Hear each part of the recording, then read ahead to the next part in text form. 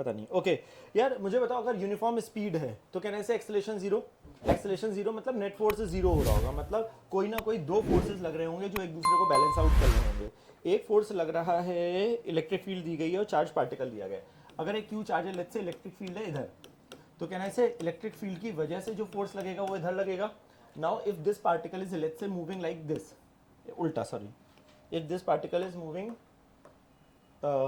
हाँ मतलब इसी डायरेक्शन में अगर मूव कर रहा है तो जो यहाँ की एयर, अच्छा तो 6 पाई ईटा आरबी में तुमने पढ़ा हुआ स्टोक्स लॉ कि अगर कोई भी पार्टिकल अगर किसी फ्लूइड में मूव करता है ना, हमारे सिलेबस में केवल स्फेरिकल पार्टिकल है कि अगर कोई स्फेरिकल पार्टिकल अगर किसी फ्लूइड में मूव कर रहा है, फ्लूइड का मतलब है एनीथिंग विच कैन फ्लो, मतलब वो लिक्विड और गैसेज हम दोनों की बात करते हैं, बट मेजरली हम लिक्विड पढ़ते हैं, but it is valid for gases also. तो अगर सपोज लिक्विड में मूव कर रहा है, दो साइड से जो एयर पास हो रही है, लिक्विड पास हो रहा है, it applies a force in opposite direction that of velocity और which is like a viscous force whose magnitude is 6 pi eta rv के बराबर होता है, राइट। तो अगर पार्टिकल इधर मूव कर रहा है तो कहने से एक विस्कस फोर्स लगेगा जो कि पीछे की तरफ लगेगा, whose magnitude is given by 6 pi eta rv के बराबर होगा। अगर स्पीड उसकी कांस्टेंट है मतलब एक्सेलरेशन जीरो है, मतलब सारे forces has to be balanced. तो ये दोनों बराबर करने हैं। देख लो क्या क्या दिया गया है। रेडियस गिवन है, ईटा गिवन है, 6 पाई पता ही है, वेलोसिटी इज ऑल्सो गिवन 0.1, सब कुछ गिवन है। पूछा क्या है फिर? Number of electron, okay. So E is also given, तो इससे क्यू आ जाएगा, देन यू कैन डू, हाँ है ना, तो इससे क्यू आ जाएगा, Q is equal to N E करो, ये पता है एन निकालना है ना। ओके आगे बोलो। 11th 3 मतलब आंसर गलत आ रहा है यार। अगर एक चार्ज पार्टिकल है, ये इंपॉर्टेंट क्यों लिख, वाई ऐसा कुछ है नहीं प्रॉब्लम। अच्छा लगा, Q is equal to M G बराबर करना है, मतलब उसमें अच्छा क्या लगा। ओके इसमें ओके यार एक चार्ज पार्टिकल है, ठीक है। अच्छा हमें कैसे पता लगेगा ग्रेविटी लगानी है कि नहीं लगानी है, क्योंकि वहाँ पे जी दे दिया है। तो अगर एक चार्ज पार्टिकल है, अगर हमने उसको रखा है तो उस पर एक एम जी लग ही रहा होगा, मतलब अगर कोई प्रैक्टिकली और कोई फोर्स नहीं लगता तो एम जी के चक्कर में गिरता। अब इन्होंने बोला कि इट इज़ इन इक्विलिब्रियम, तो इक्विलिब्रियम में तो 100% एक इलेक्ट्रिक फील्ड ऐसे लग रही होगी सच दैट उसका फोर्स ऊपर की तरफ हो। ये दोनों बराबर करने हैं। अब क्या क्या गिवन है, अच्छा इक्विवेलेंट टू इलेक्ट्रॉनिक चार्ज मतलब क्यू का काम करेगा ई के बराबर, है ना। Intensity of electric field question mark है ये, ग्रेविटी अपने को पता है। अच्छा प्रॉब्लम है मास नहीं गिवन है, बट वाटर ड्रॉपलेट गिवन है, मतलब एंड रेडियस गिवन है। तो मास को डेंसिटी इंटू वॉल्यूम कर सकते हो, तो वो क्योंकि वो गिवन नहीं है डायरेक्टली, तो 4/3 पाई आर क्यूब इंटू डेंसिटी। तो हमें आर गिवन है, डेंसिटी ऑफ वाटर 1000, है ना। वो सब टाइम पास करो, ये किसमें इंपॉर्टेंट क्या है प्रॉब्लम। हाँ जबरदस्ती कि क्योंकि तूने देखा होगा, तुझे लगा कि मुझे नहीं आया इसलिए ऐसा सही है। ओके आगे बोलो।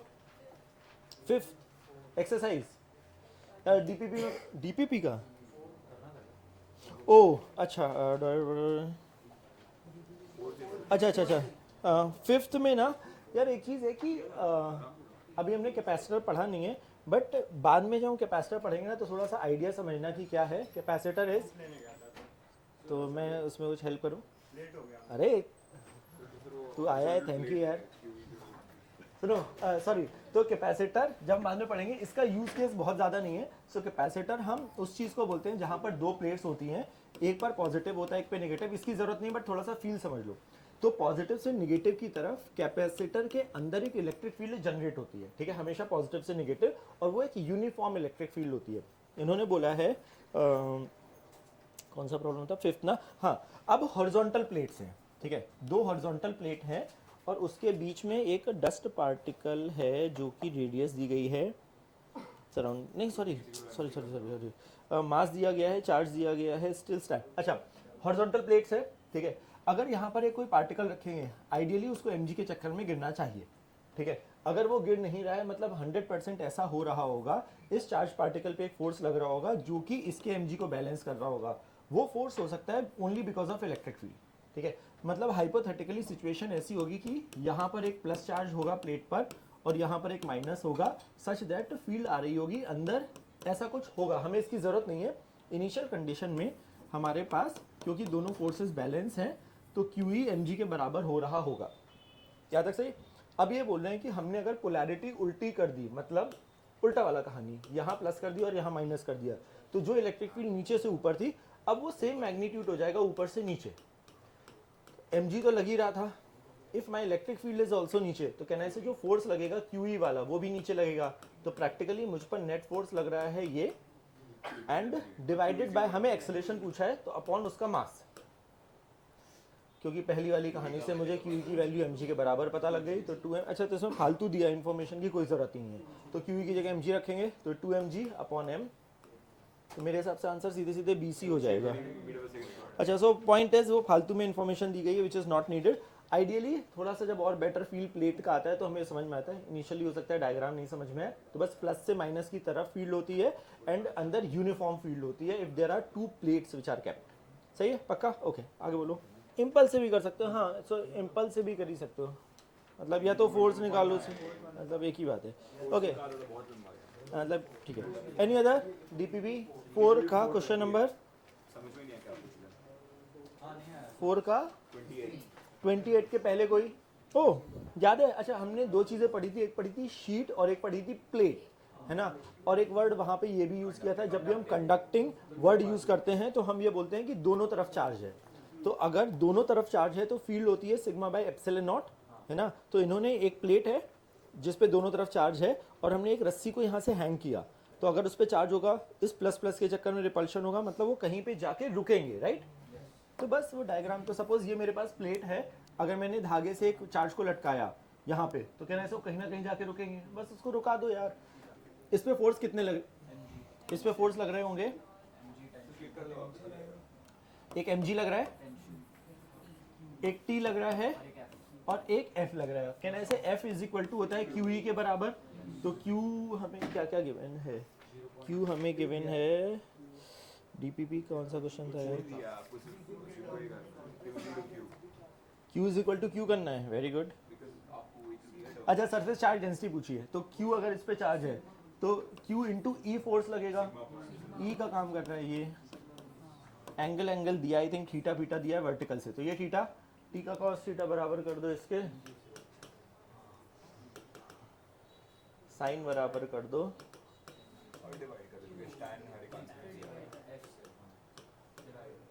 tan थीटा आ गया, हमें निकालना है सिग्मा, tan थीटा आ गया, ये mg मल्टीप्लाई होगा और एप्सिलॉन नॉट भी साथ में मल्टीप्लाई होगा,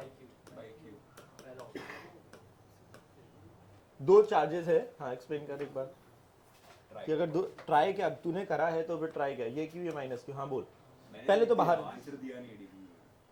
आंसर नहीं दिया है, वो स्टार दिया, एस्टेरिस्क दिया है, हाँ तू बता कि क्यों होगा बिटवीन, हाँ बिकॉज़ बाहर वो कैंसिल आउट हो जाएंगे, क्योंकि माइनस क्यू हो जाएगा। ओके सो बाहर वाला किसको डाउट है, तो बाहर वाला यार कैंसिल हो जाएंगे कि हमने क्या बोला, इलेक्ट्रिक फील्ड वेक्टर क्वांटिटी है, दुनिया में जितने सेटअप हैं अलग अलग, सबकी वजह से हम अलग अलग निकालेंगे, जब हम इसकी वजह से निकाल रहे हैं तो बाहर को भूल जाएंगे, जब इसकी वजह से निकाल रहे हैं तो अंदर वाले को भूल जाएंगे, और वेक्टर क्वांटिटी तो सबको वेक्टोरियली ऐड करेंगे, तो बाहर तो जीरो हो गया, द रीजन इज इस प्लस क्यू की बाहर वाले पॉइंट के लिए हम सेंटर पे मानते हैं और वो सब कहानी है, एंड वो अवे होती है, तो इसकी वजह से केवल जो फील्ड होती है तो इसको मिलाने वाली लाइन की अवे होती, और क्योंकि इस माइनस क्यू के लिए भी ये बाहर है तो इसके चार्ज को फिर से सेंटर मानेंगे तो इधर आएगा तो बाहर जीरो हो गई, ठीक है। हाँ अब बोल आगे, फिर उसके सेंटर क्यू के सेंटर में जो छोटा स्फीयर है उसके अंदर भी जीरो होगा, उसके अंदर भी जीरो होगा, क्योंकि यार इसके अगर यहाँ पर कोई भी पॉइंट लिया रैंडमली तो इस हॉलो स्फीयर के लिए सारे पॉइंट, कोई भी रैंडम पॉइंट अंदर है, हॉलो स्फीयर के अंदर फील्ड जीरो होती है, और ये माइनस क्यू के लिए भी ये पॉइंट अंदर है तो इसकी वजह से भी इंडिपेंडेंटली जीरो, इसकी वजह से भी जीरो, तो ये जीरो हो गई।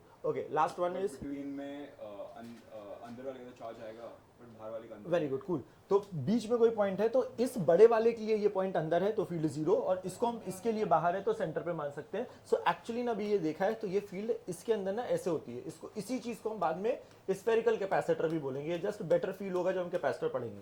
सो इसी चीज को व्हेनेवर एक प्लस क्यू और एक माइनस क्यू चार्ज रखे होते हैं किसी किसी डिफरेंट सेटअप में, this setup is called as capacitor, तो जब जो मैं स्टार्टिंग बता रहा था उसको हम पैरेलल प्लेट कैपेसिटर बोलते हैं, इसको हम स्फेरिकल कैपेसिटर बोलते हैं, इसकी अभी जरूरत नहीं है but get the feel of it.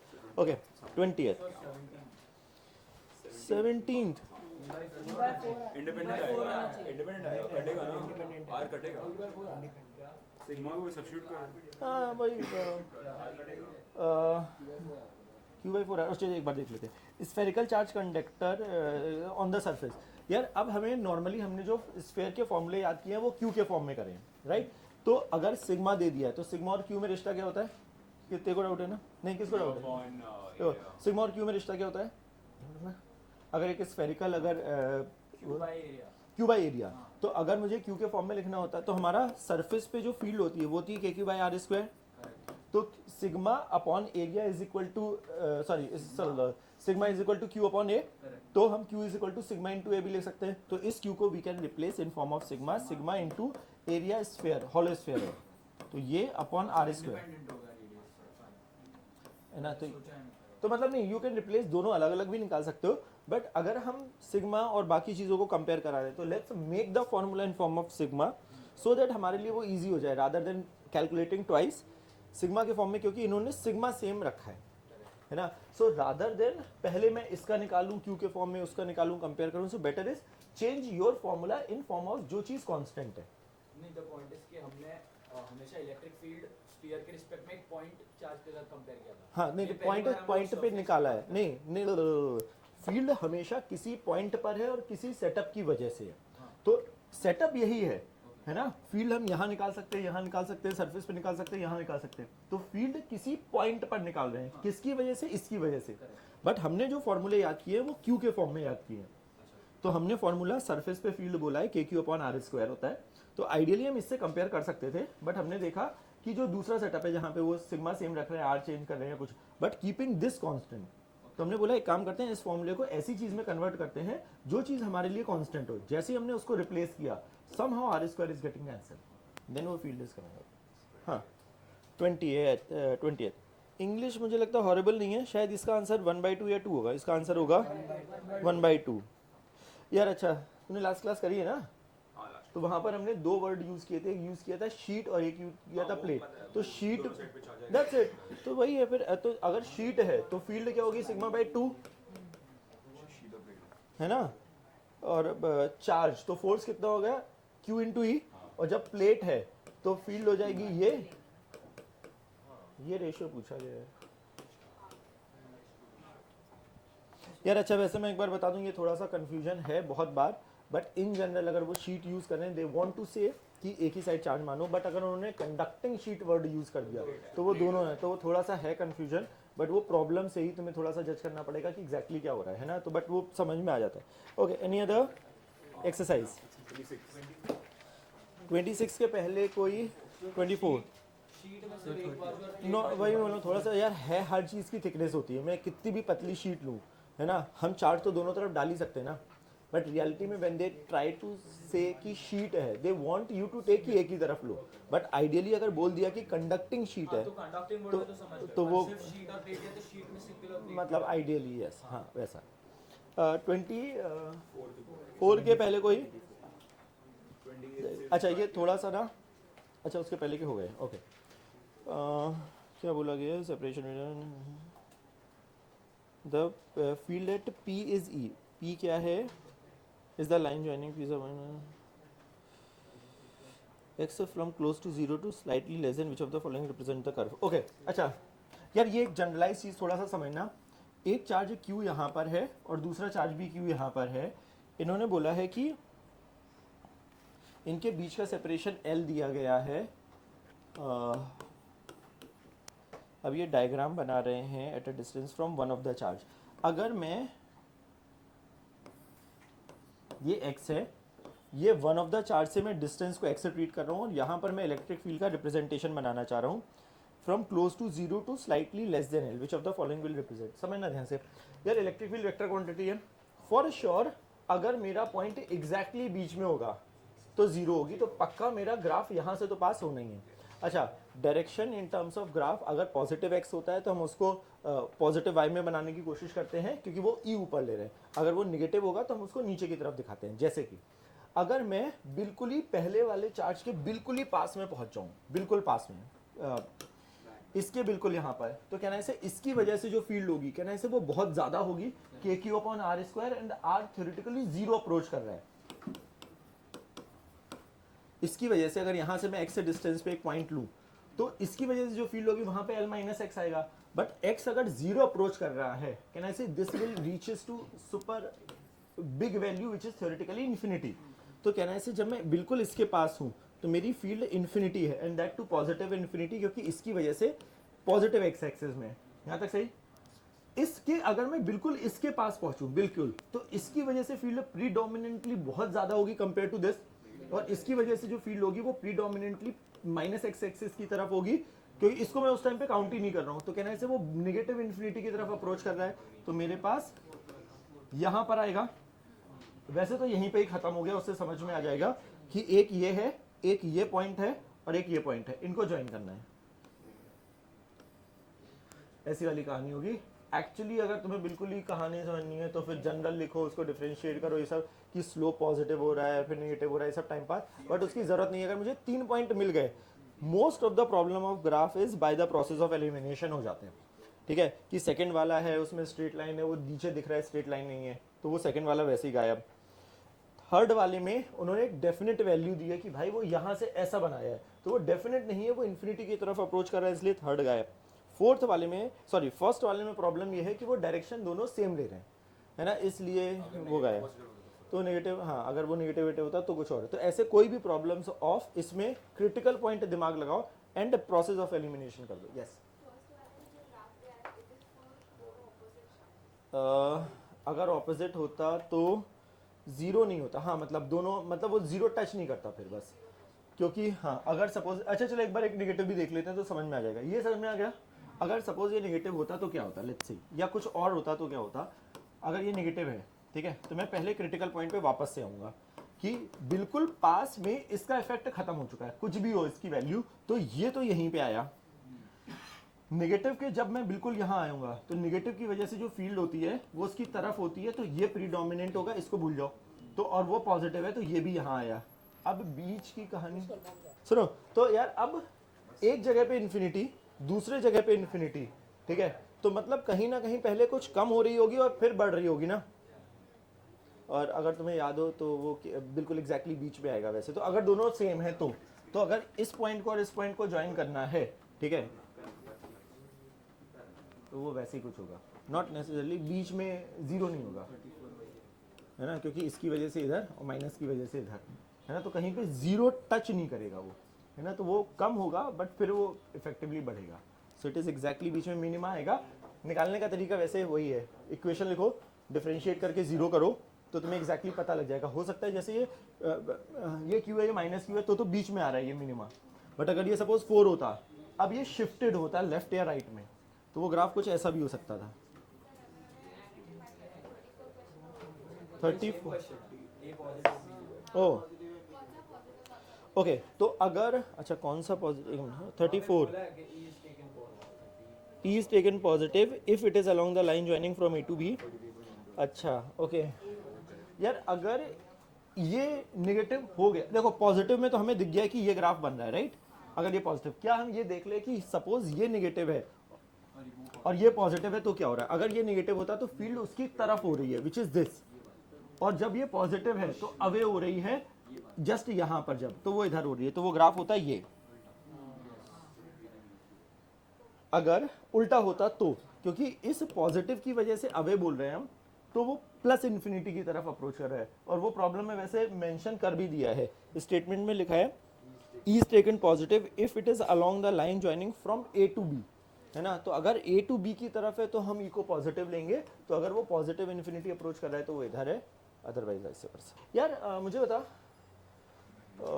अगर एक पूरी रिंग होती और वो यूनिफॉर्मली चार्ज होती तो सेंटर पे फील्ड कितनी होती है, जीरो होती है, राइट। उसका प्राइमरली हमने क्या बोला था, हर एक छोटू चार्ज के करस्पॉन्डिंगली डायगोनली ऑपोजिट एक चार्ज है जो उसको फील्ड को इधर इधर कैंसिल कर रहा है।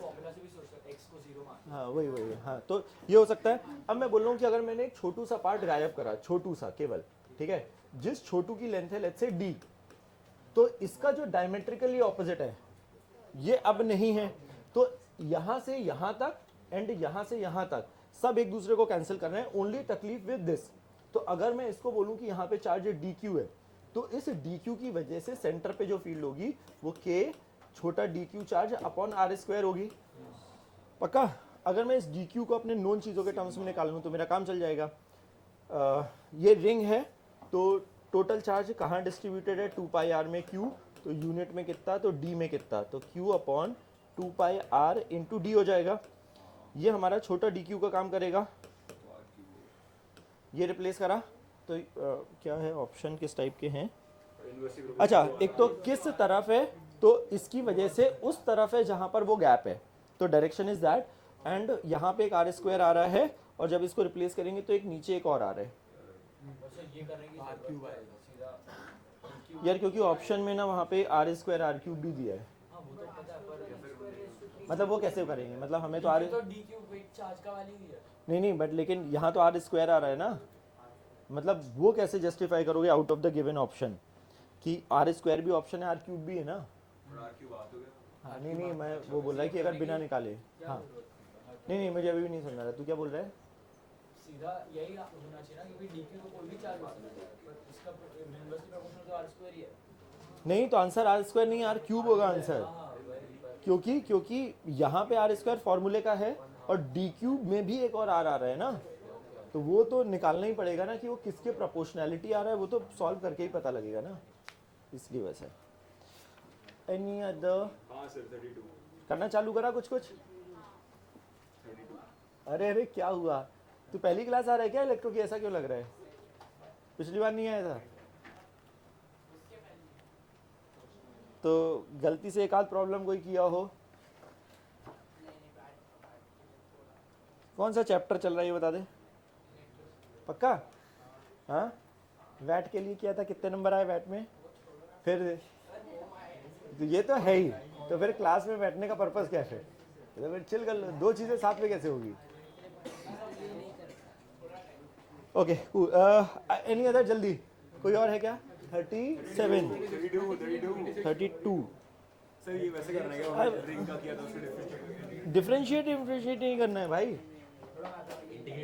अरे नहीं भाई, कोई इंटीग्रेट नहीं करना है शायद। 32 पूछ रहा है ना तू? 32 पूछ है ना?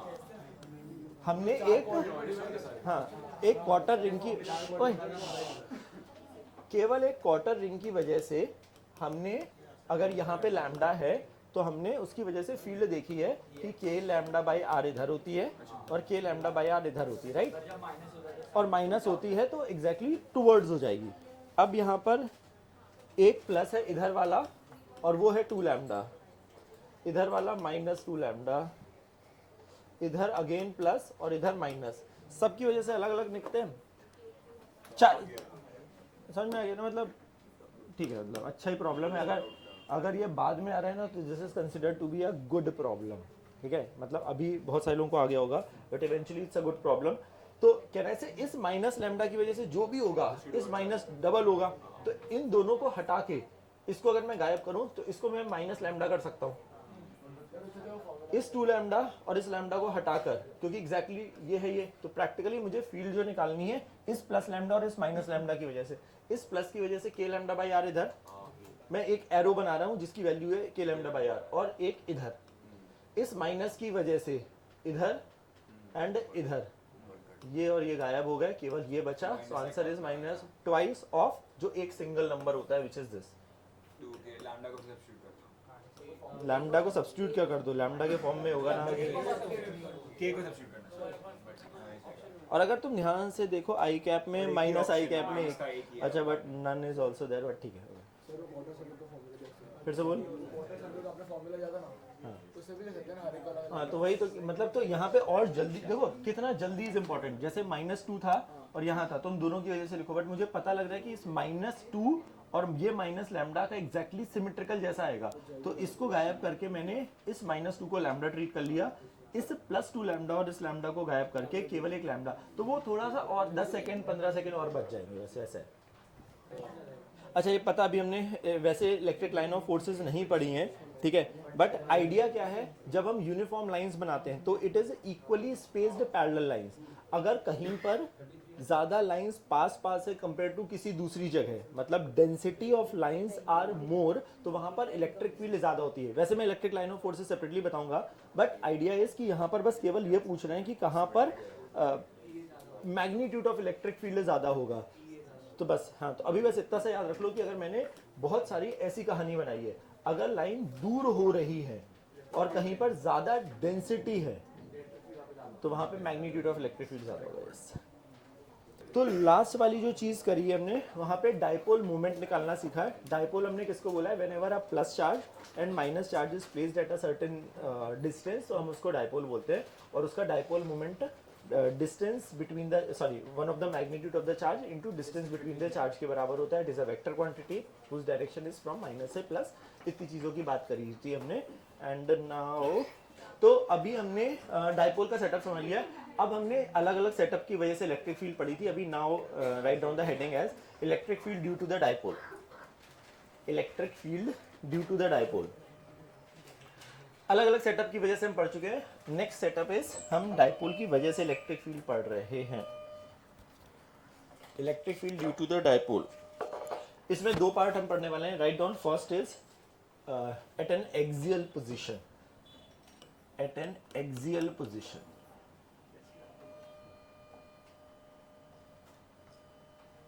Eight an axial position. Okay, तो एक्सियल पोजीशन किसको बोलते हैं पहले तो समझते हैं। तो एक माइनस क्यू चार्ज, ये हमारा सेटअप है डाइपोल का, और एक प्लस क्यू चार्ज, इनके बीच का सेपरेशन दिया गया है 2L के बराबर। हमें एक्सियल पोजीशन पर फील्ड निकालनी है। ठीक है, एक्सियल पोजीशन हम उसको बोलते हैं जो एक्सिस के अलोंग है। डाइपोल की एक्सिस डिफाइंड है माइनस से प्लस चार्ज की तरफ। तो डाइपोल, इसको हम डाइपोल वेक्टर बोलते हैं, राइट। तो डाइपोल की एक्सिस के अलोंग अगर कोई पॉइंट मुझे P दिया गया है, यहाँ पर मुझे इलेक्ट्रिक फील्ड निकालनी है। तो हमने क्या बोला यार, हमें पॉइंट चार्ज की वजह से इलेक्ट्रिक फील्ड वैसे ही पता है। यहाँ पर 2 पॉइंट चार्ज हैं, बट क्यों हम फिर सेपरेटली पढ़ रहे हैं, क्योंकि this setup is used very common. जो फॉर्मूले हम यहाँ पे ड्राइव करने वाले हैं वो सेम मैग्नेटिक डाइपोल में भी यूज होंगे, जहाँ पे मैग्नेट को स्टडी करेंगे, north pole and south pole को। So exactly is the same कहानी। तो P पॉइंट पर मुझे फील्ड निकालनी है। ये 2L लिखने का रीजन इफ यू रिमेंबर कि हमने बोला था क्योंकि हमें सेंटर से डिस्टेंसेस चाहिए, तो L/2 का चक्कर है, बाकी otherwise it's the same thing. तो यहाँ पर डाइपोल मोमेंट होगा उसका Q इंटू 2L के बराबर। जो पॉइंट है, सारी distances will be measured from the centre, कि सेंटर से R डिस्टेंस पे एक पॉइंट P है जहां पर हमें इलेक्ट्रिक फील्ड निकालनी है। तो पहले मैग्नीट्यूड निकालेंगे, फिर डायरेक्शन को डिस्कस करते हैं। समझना ध्यान से। इस प्लस चार्ज की वजह से जो P पॉइंट पर फील्ड होगी वो अवे फ्रॉम द चार्ज होगी, तो उसको मैं लिख रहा हूँ E प्लस। इस माइनस चार्ज की वजह से जो P पॉइंट पर फील्ड होगी वो टुवर्ड्स द चार्ज होगी, और वो होगी E माइनस। क्योंकि हमें पता है प्लस चार्ज, इस जो हमने डायग्राम बनाया है उसके हिसाब से प्लस चार्ज हमारा पास में है, तो कहना है इसे प्लस चार्ज की वजह से मैग्नीट्यूड ऑफ इलेक्ट्रिक फील्ड ज्यादा होगा। तो फॉर श्योर हमारे पास जो नेट इलेक्ट्रिक फील्ड आने वाली है वो इधर पे आएगी, राइट। तो हमारे पास क्या याद करना है मैं अभी बाद में बताऊंगा, पहले एक बार फील्ड समझ लो कि क्या है। जो भी प्लस है, माइनस ऑफ E माइनस की वजह से जो फील्ड आने वाली है मैग्नीट्यूड में, प्लस चार्ज की वजह से जो फील्ड आएगी वो आएगी KQ/R²। R का काम करेगा, तो हमने ये सेंटर से लिया है, तो फ्रॉम Q चार्ज से जो डिस्टेंस होगी वो होगी R-L, एंड जो प्लस चार्ज से डिस्टेंस होगी वो R+L हो जाएगी। ठीक है, तो KQ/R माइनस L का whole square minus sign KQ/R। सही है। क्विकली सिंप्लीफाई कर रहे हैं, एक आध स्टेप खा रहा हूं मैं, सुनना ध्यान से। एलसीएम लेंगे, A plus B, A minus B, तो यहाँ पर R² माइनस L² का होल स्क्वायर आ जाएगा। ओके, तो स्टेप खा जाऊं क्या? ये ऊपर गया, ये इधर गया, A प्लस बी का होल स्क्वायर खोलेंगे, तो जो पहले दो टर्म है R² प्लस L² वो यहाँ से गायब होंगे। यहाँ पर एक 2RL बचेगा, और माइनस ऑफ माइनस 2RL, तो 4RL। खा जाओ तुम्हें, if you want to write you can write खुद से। तो 4RL जैसा कुछ आएगा। Whenever we see Q into 2L type का setup, we will always very well replace with P, क्योंकि यहाँ पर जो P है, जो मैंने डिस्टेंस ली है, P को इस बात से फर्क नहीं पड़ता है तुम इसको L ले रहे हो, 2L ले रहे हो, या 1000 L ले रहे हो। P will always be magnitude of the one of the charge into distance between them। तो इस 4 को 2 बाहर फेंक रहा हूँ, K को K लिख रहा हूँ, Q into जो 2L का फैक्टर है उसको लिख रहा हूँ मैं P, तो एक सेपरेटली R बचा,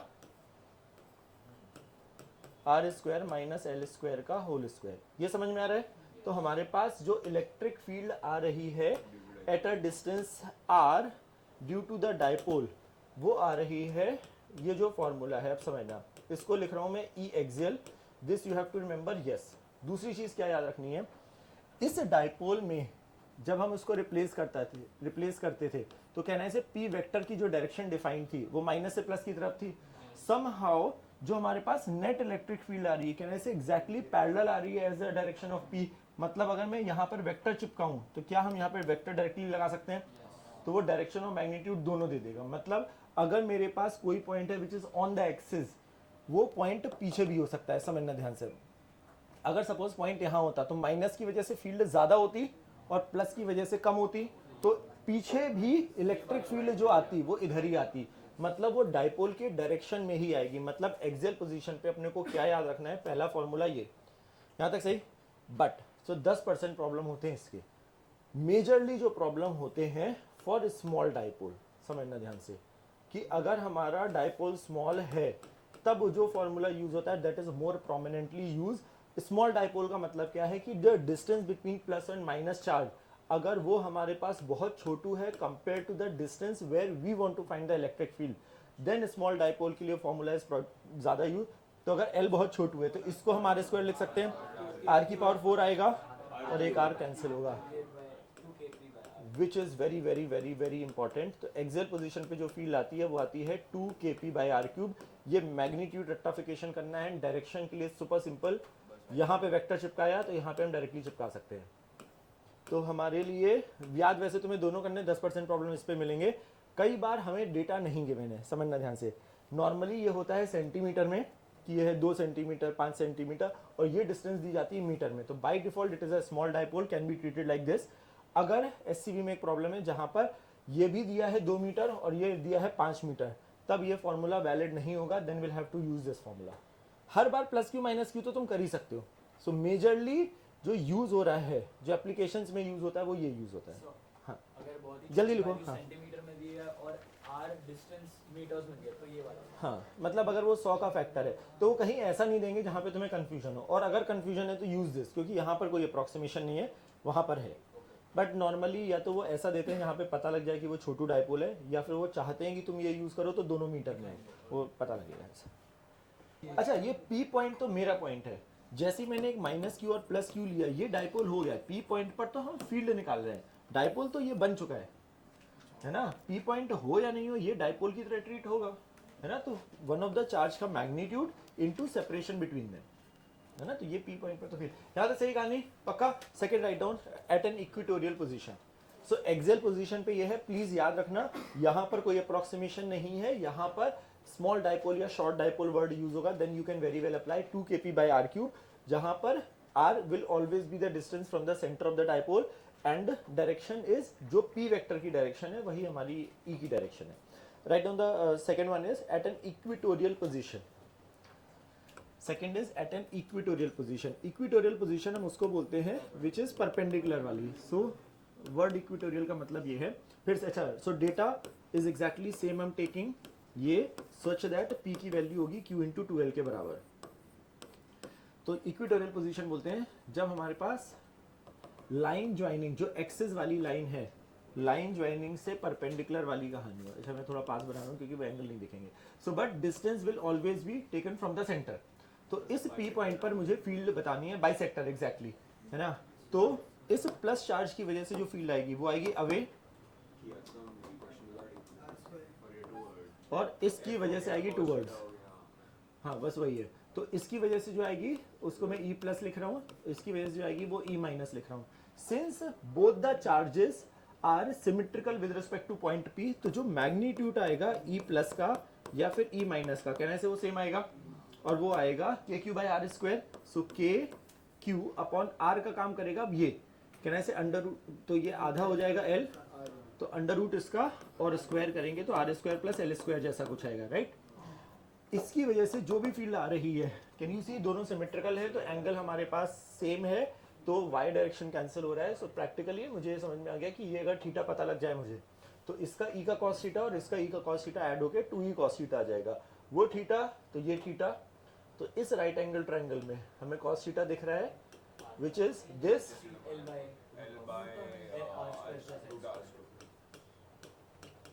ये है, हमें फील्ड बतानी है, तो हमारे पास ई नेट क्या हो जाएगा 2e cos थीटा, मतलब उसको e बोल रहा हूँ, है ना, मैग्नीट्यूड ऑफ दैट। तो बस केवल 2 रिप्लेस किया, e की जगह ये पूरा रिप्लेस किया, cos थीटा की जगह यहाँ पे l लिखा, और नीचे ये आएगा 1/2, तो 1 + 1/2 हो गया 3/2। वेरी गुड, ठीक है, चलो सब समझ में आ गया ना, तुम खुद ही कर सकते हो काम, ठीक है। सो खत्म।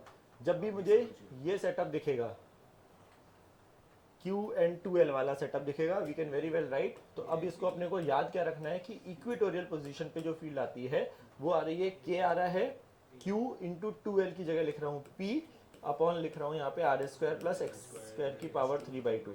अब इसमें वेक्टर और चिपका देते हैं, सुन लो ध्यान से बस एक बार। जो हमारे पास -Q और +Q है, जो सेटअप मैंने रखा है उसकी वजह से जो P वेक्टर है वो कुछ ऐसा है। समहाउ जो हमने सॉल्व किया तो हमारे पास जो नेट फील्ड आ रही है वो एग्जैक्टली 90 डिग्री ऑपोजिट आ रही है। तो सॉरी हाँ 180 डिग्री ऑपोजिट आ रही है। तो अगर P इधर है तो उधर आ रही है, मतलब अगर मैं यहाँ वेक्टर चिपकाऊँ तो इसके लिए माइनस चिपका दूंगा। तो बट अगेन इंपॉर्टेंटली याद रखना है सेकंड वाला विच इज शॉर्ट डाइपोल। तो फॉर स्मॉल और शॉर्ट डाइपोल, या शॉर्ट और स्मॉल सब सारी चीज़ें डिपेंड करती है किसके रिस्पेक्ट में बात हो रही है। तो यहाँ पर भी वही कि distance between the positive and negative charge is comparatively much lesser than this thing. तो हमारे पास ये आएगा, ये गायब हुआ, ये L गायब, तो ये R² पावर 3/2 तो R³। तो फॉर्मूला हमारे पास जो अपने को रेक्टिफिकेशन करना है वो है मैग्नीट्यूड इज KP/R³। वेक्टर लगाएंगे तो यहाँ माइनस चिपकाएंगे तो ये बनेगा। तो direction is exactly opposite to the direction of the dipole. ये है टाइम पास। हाँ वेक्टर p वेक्टर राइट में कैसा है? फिर से बोल। p वेक्टर राइट में कैसा है? और लेफ्ट में आया ना। p वेक्टर मतलब अच्छा P वेक्टर तो हमने लास्ट टाइम डिफाइन करा था, एक्सिस सॉरी डाइपोल की जो डायरेक्शन होती है वो माइनस से प्लस की तरफ होती है। फिर से बोल।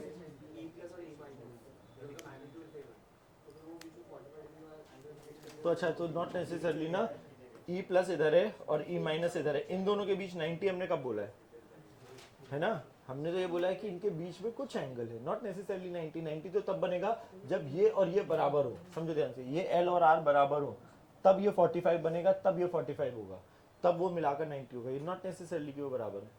और वही मैं बार बार ये रिपीट जो कर रहा हूँ ना, डायग्राम से मत जाना, क्योंकि जब मैं ये बोल रहा हूँ R बहुत बड़ा है तो वो डायग्राम में हम दिखा नहीं पा रहे हैं। प्रैक्टिकली ये दोनों बहुत पास हैं कंपेयर टू ये, तो वो दिख नहीं रहा है, ऐसा लग रहा है कि ये 45 बन गया वो जो तुम बोल रहे हो, बट आइडियली वो है ना। तो अच्छा तो फॉर्मूले दो याद रखने, 2kp/r³ and kp/r³, but direction is exactly opposite. एक ही प्रॉब्लम में भी वो क्लियर हो जाएगा how to use that. Capital R normally definite radius के लिए लिखा जाता है। एक चीज़ वो छोटा r लिखो, क्योंकि हम जब जनरल डिस्टेंस के लिए लिखते हैं तो हम नॉर्मली कैपिटल R सिंबल नहीं यूज़ करते हैं। जब हम जैसे स्फीयर की रेडियस या डिस्क या रिंग की रेडियस तो वो। और दूसरी चीज़ कि यहाँ पर ना वेक्टर फॉर्म में याद रखो, मतलब केवल मैग्नीट्यूड तो इज फाइन है ना। तो यहाँ वेक्टर, ये वेक्टर, और यहाँ पे नेट हमने ऊपर कर लिया है, बट उसको इक्वेटोरियल बोल रहे हैं और उस वाले को एक्सियल करके ऐसे याद रखो। अच्छा पता है डायग्राम बनाऊंगा तो आ ही जाएगा वो, बट खुद से बनाने वाली, इसीलिए प्रॉब्लम स्टेटमेंट लिखाया। ये मेरा कोऑर्डिनेट सिस्टम, एक डाइपोल रखा है -a,0 पर, और वो है रिस्पेक्टिवली, मतलब वो हमें डायरेक्शन दे दी है कि अगर जो डाइपोल मेरा -a,0 पर रखा है, ठीक है, वो P(i) जैसा है, मतलब वो ऐसा है। जो डाइपोल हमारा a,0 पर रखा है वो J में है, तो वो कुछ ऐसा दिख रहा होगा। डाइपोल की वजह से किसी पॉइंट पर फील्ड पूछा है, तो मैग्नीट्यूड पूछा है, सही है। डाइपोल की वजह से किसी पॉइंट पर फील्ड, अगर जब हम इसकी वजह से कहना ऐसे, अच्छा एक चीज समझो, लाइन जो ये वाली लाइन है इस डाइपोल के लिए ये एक्सियल लाइन है ना, अलोंग द एक्सिस। तो ये पॉइंट जहां पर मुझे फील्ड बतानी है, इस डाइपोल के लिए ये पॉइंट एक्सियल जैसा बिहेव कर रहा है। तो एक्सियल पर फील्ड अभी अभी देखा है 2kp/r³ होती है। तो और डायरेक्शन क्या है, in the direction of dipole. तो इसकी वजह से जो फील्ड आएगी कहना ऐसे वो आएगी 2kp/r³। r का काम कौन कर रहा है, a। इस डाइपोल के लिए ये लाइन अगर होती तो ये एक्सियल है, उसके परपेंडिकुलर वाली लाइन पूरी इक्वेटोरियल है, मतलब वो पॉइंट यहाँ हो, यहाँ हो, यहाँ हो। तो this full line is equatorial. Equatorial की वजह से फील्ड होती है formula kp/r³, but direction is exactly 180 degree उल्टा। कितना, kp/r³। तो नेट फील्ड बस दो वेक्टर, अगर डायरेक्शन भी पूछी जाती वो भी निकाल लेते, बट हमें यही पूछा है। दोनों में kp/a³ कॉमन है, तो स्क्वायर लेके अंडर रूट लेंगे तो वैसे भी वही आ जाएगा। अंडर रूट में यहाँ पर 2 का स्क्वायर फैक्टर बचा और यहाँ पे 1 का, तो फैक्टर बेसिकली √5 का ये था यार। बताओ बताओ बताओ बताओ। सर इट डाउन हाँ, आर जो था वो डिस्टेंस सेंटर ऑफ डाइपोल तो अब सवाल यही है, वेरी गुड, चलो कूल। सो जब छोटू डाइपोल है ना तो इससे फर्क नहीं पड़ता है। तो अभी जब हमने ये सब करा तो यहाँ पर तो बहुत प्रोमिनेंटली फर्क पड़ रहा था, है ना, क्योंकि जब हमारे जैसे ही हम इस जगह पर आए तो जब हमें स्मॉल डाइपोल बोल दिया गया है तो वो L इज वेरी छोटू compare to where we have to find out the field.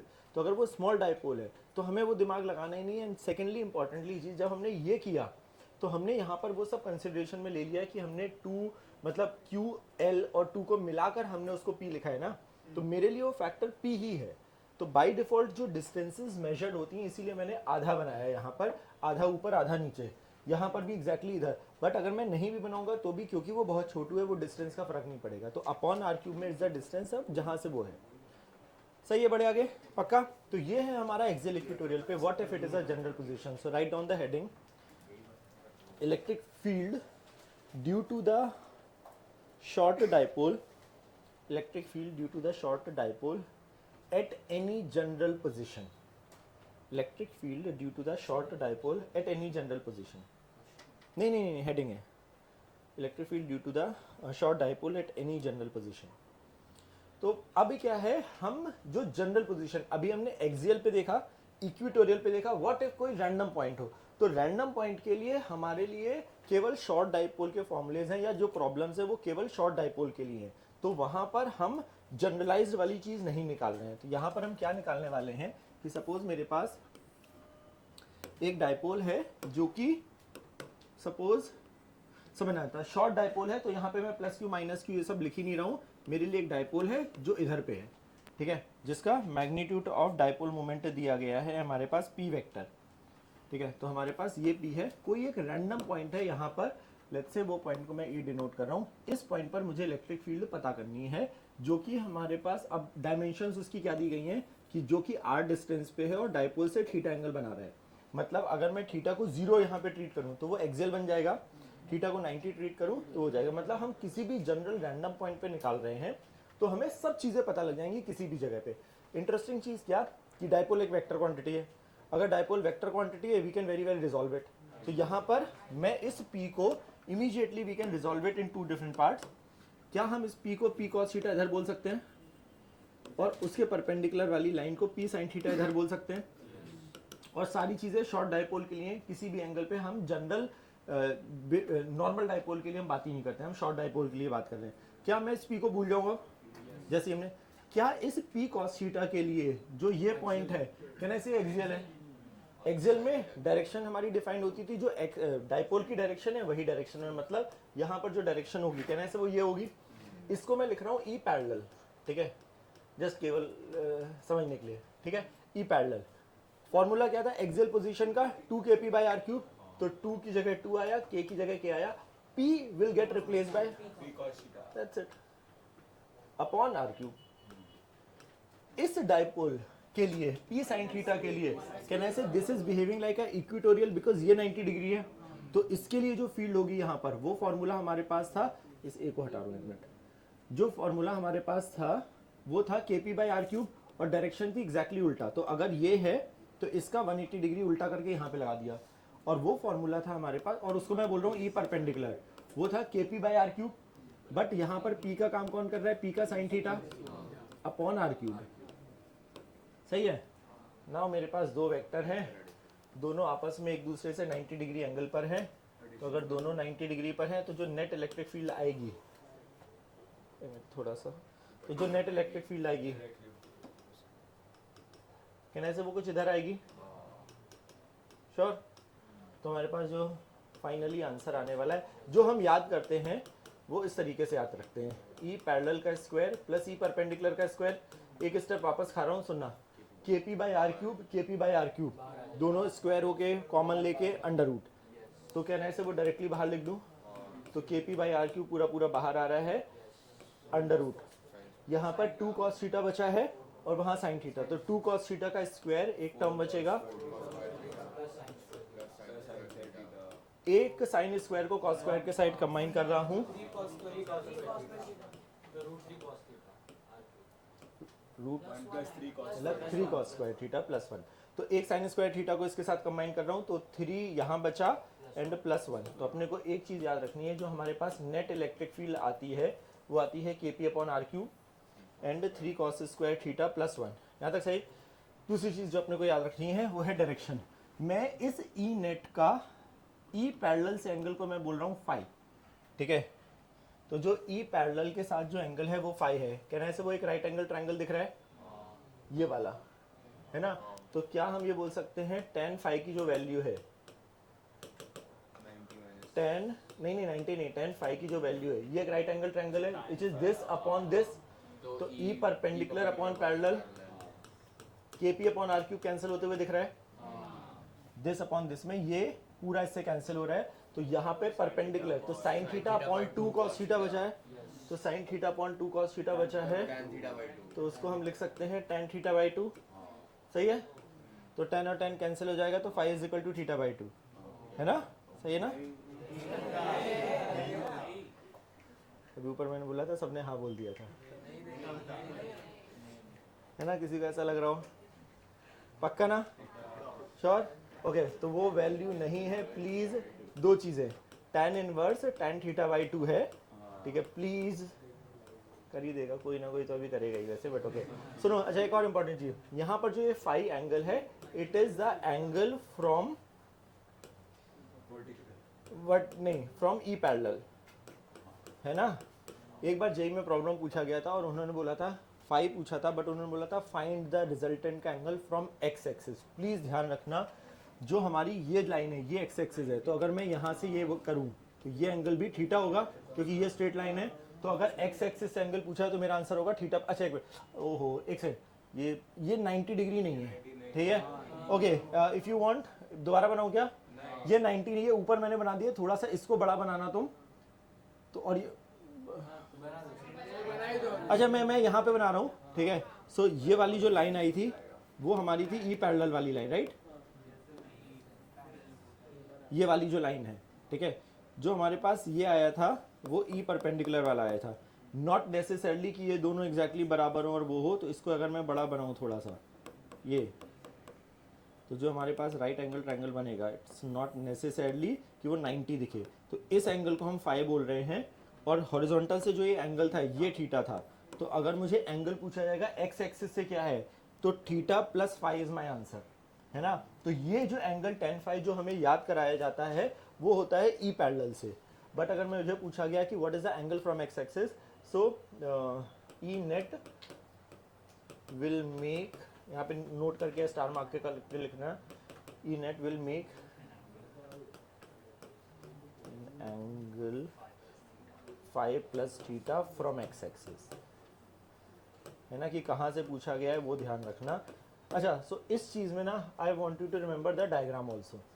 अगर डायग्राम याद होता है तो ये सारी चीज़ें निकल जाती हैं, है ना, तो फिर वो गलतियाँ नहीं होती obviously. But for the quicker calculation you should remember the result, है ना। मतलब देखो जेई मेन से इसके लिए you should remember the result, but ideally वो डायग्राम दिमाग में क्लियर होना चाहिए। श्योर, लिखो सब कुछ, ओके। तो यूनिट, अच्छा एक चीज़ मैंने शायद बताई या नहीं बताई, जब भी हम किसी चीज़ का फील्ड यूनिफॉर्म दिखाना चाहते हैं ना, तो ऑन पीस ऑफ पेपर हम उसके पैरेलल लाइंस इक्वली स्पेस दिखाते हैं, है ना। तो अगर मैंने यूनिफॉर्म इलेक्ट्रिक फील्ड ये बनाया है, अगर if I want to show it on board, तो कहने से वो uniform electric field is like this.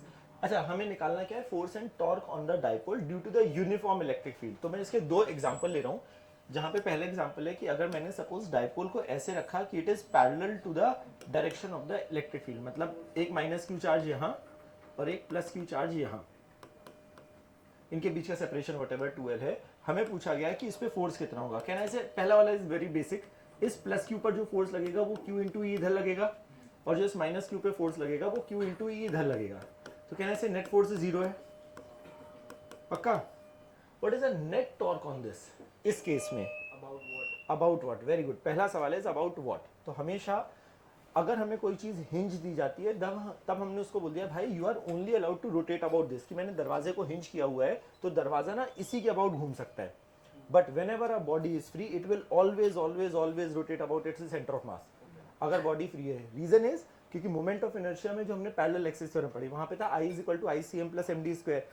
तो इस ICM का तो minimum is always about this, और moment of inertia is basically एक पैरामीटर है जो हमें डिफिकल्टी मेजर करना सिखाता है ना। तो अगर जिसके अबाउट डिफिकल्टी सबसे कम होगी उसी के अबाउट चीज घूमेगी। तो याद क्या रखना है, इफ नथिंग इज गिवन, इसमें भी हम बॉडी को हिंज कर सकते हैं, बट अगर नथिंग इज गिवन बॉडी हमेशा if it rotates it will rotate about COM। सो सवाल इज कि what is the torque about it's COM। So COM इसका कहीं बीच में पाया जाएगा, तो इस केस में टॉर्क क्या होगा, 0, क्योंकि ये फोर्स भी उसी पॉइंट से पास हो रहा है, इसको बढ़ाने पर ये भी उसी से पास हो रहा है, तो इस केस में टॉर्क भी 0 है। मतलब अगर पैरेलल है तो 0 दिख रहा है। What if it is not parallel, तो सुनना ध्यान से।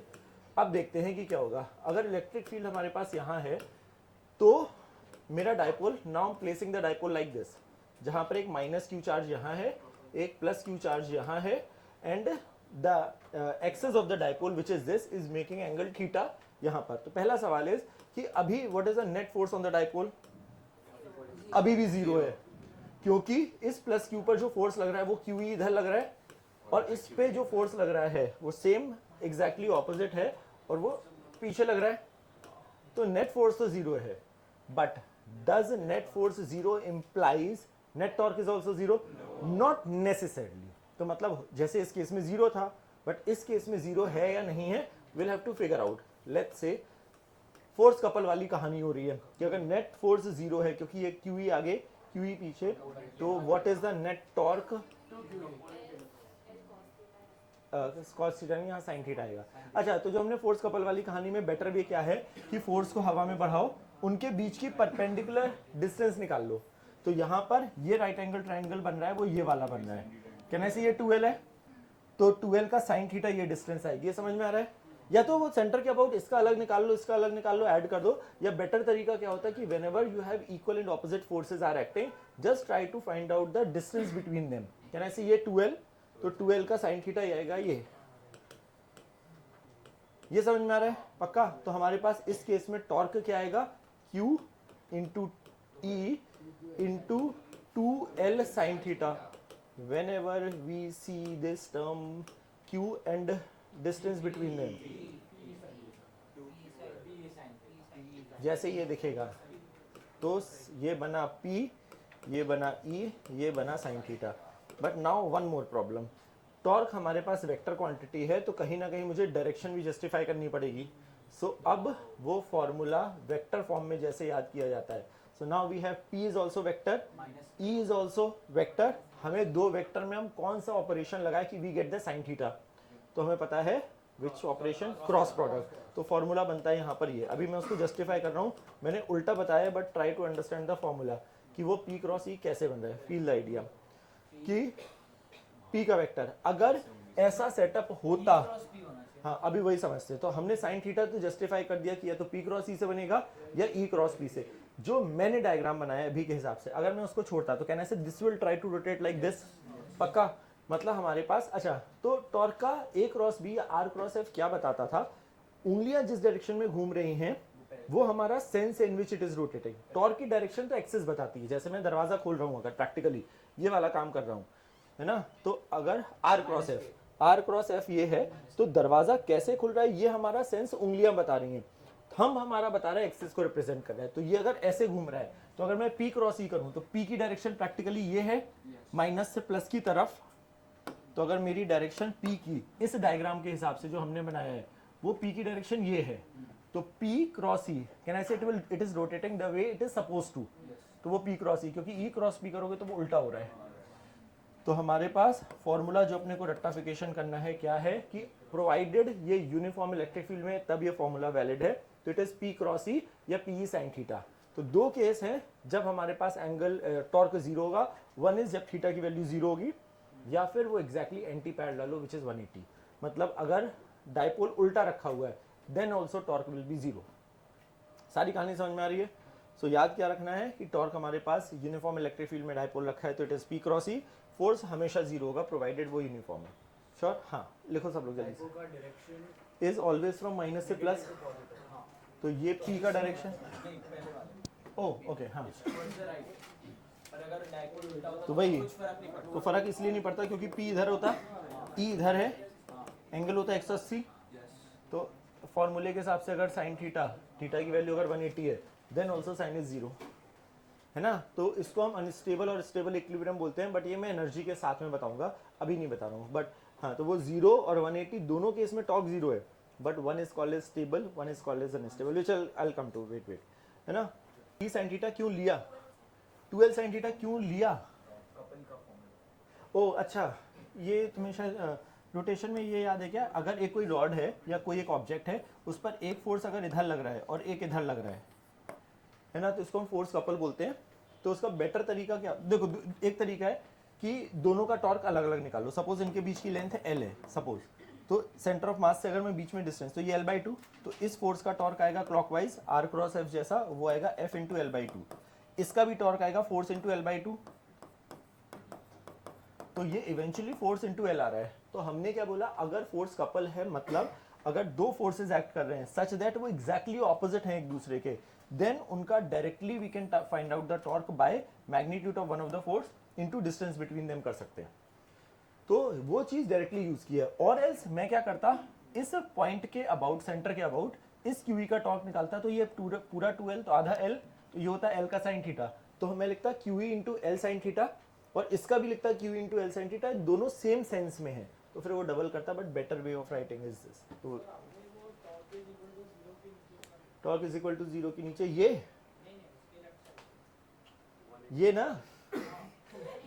अच्छा ओके सॉरी, हाँ इसके लेफ्ट में खाली है, यहाँ पे व्हाइट बोर्ड है।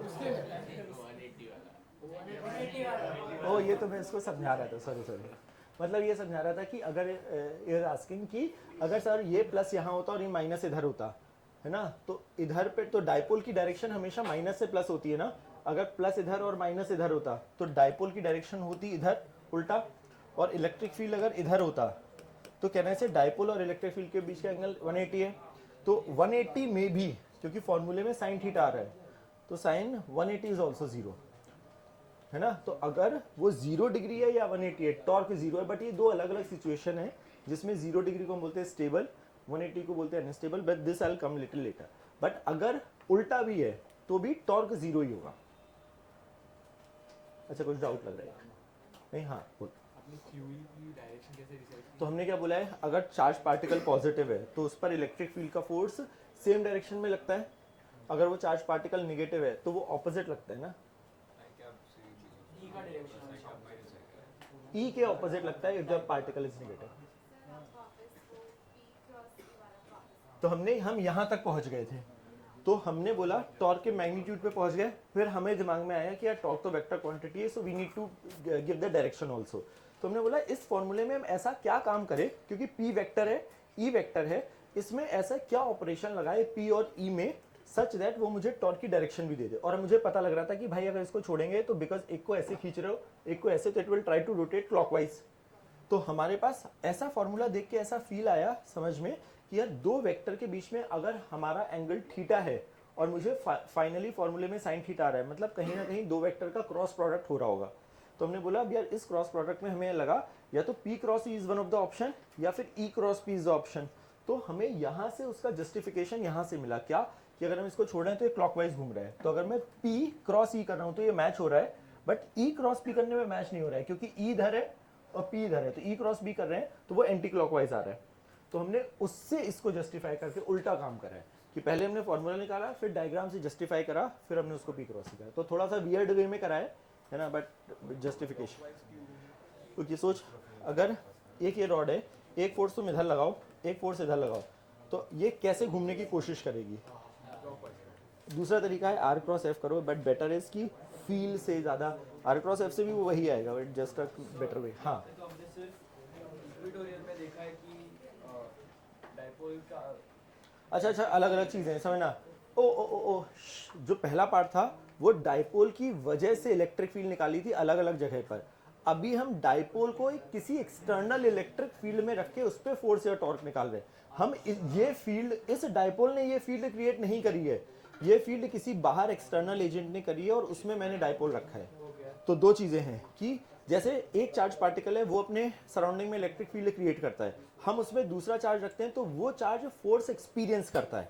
ऐसे ही हमने डायपोल की वजह से एक एग्जिस्टिंग इलेक्ट्रिक फील्ड में में डायपोल रखा है, जो पहला वाला पार्ट था वहां पर डायपोल की वजह से अलग अलग पॉइंट पे फील्ड निकाल लिया। तो फिर यहाँ पे फोर्स इलेक्ट्रिक फील्ड इंटेंसिटी का ये बाजू है, तो पूरा फोर्स ये बाजू लगना चाहिए ना, माइनस क्यू पे ये वाला फोर्स क्यों? अरे हमने लास्ट क्लास में ये फॉर्मूला पढ़ लिया है ना शायद, F इक्वल टू क्यू ही पढ़ा है ना। तो हमने क्या बोला था, यहाँ पर अगर चार्ज पार्टिकल पॉजिटिव है then the direction of force है ना, अगर वो नेगेटिव है तो ऑपोजिट ही हमने देखा होगा ना। हाँ ओके ओके, तो वो डायरेक्शन वहाँ से आई है। श्योर, बढ़े आगे, पक्का कुछ भी डाउट लग रहा है इस कहानी में? नहीं, ओके।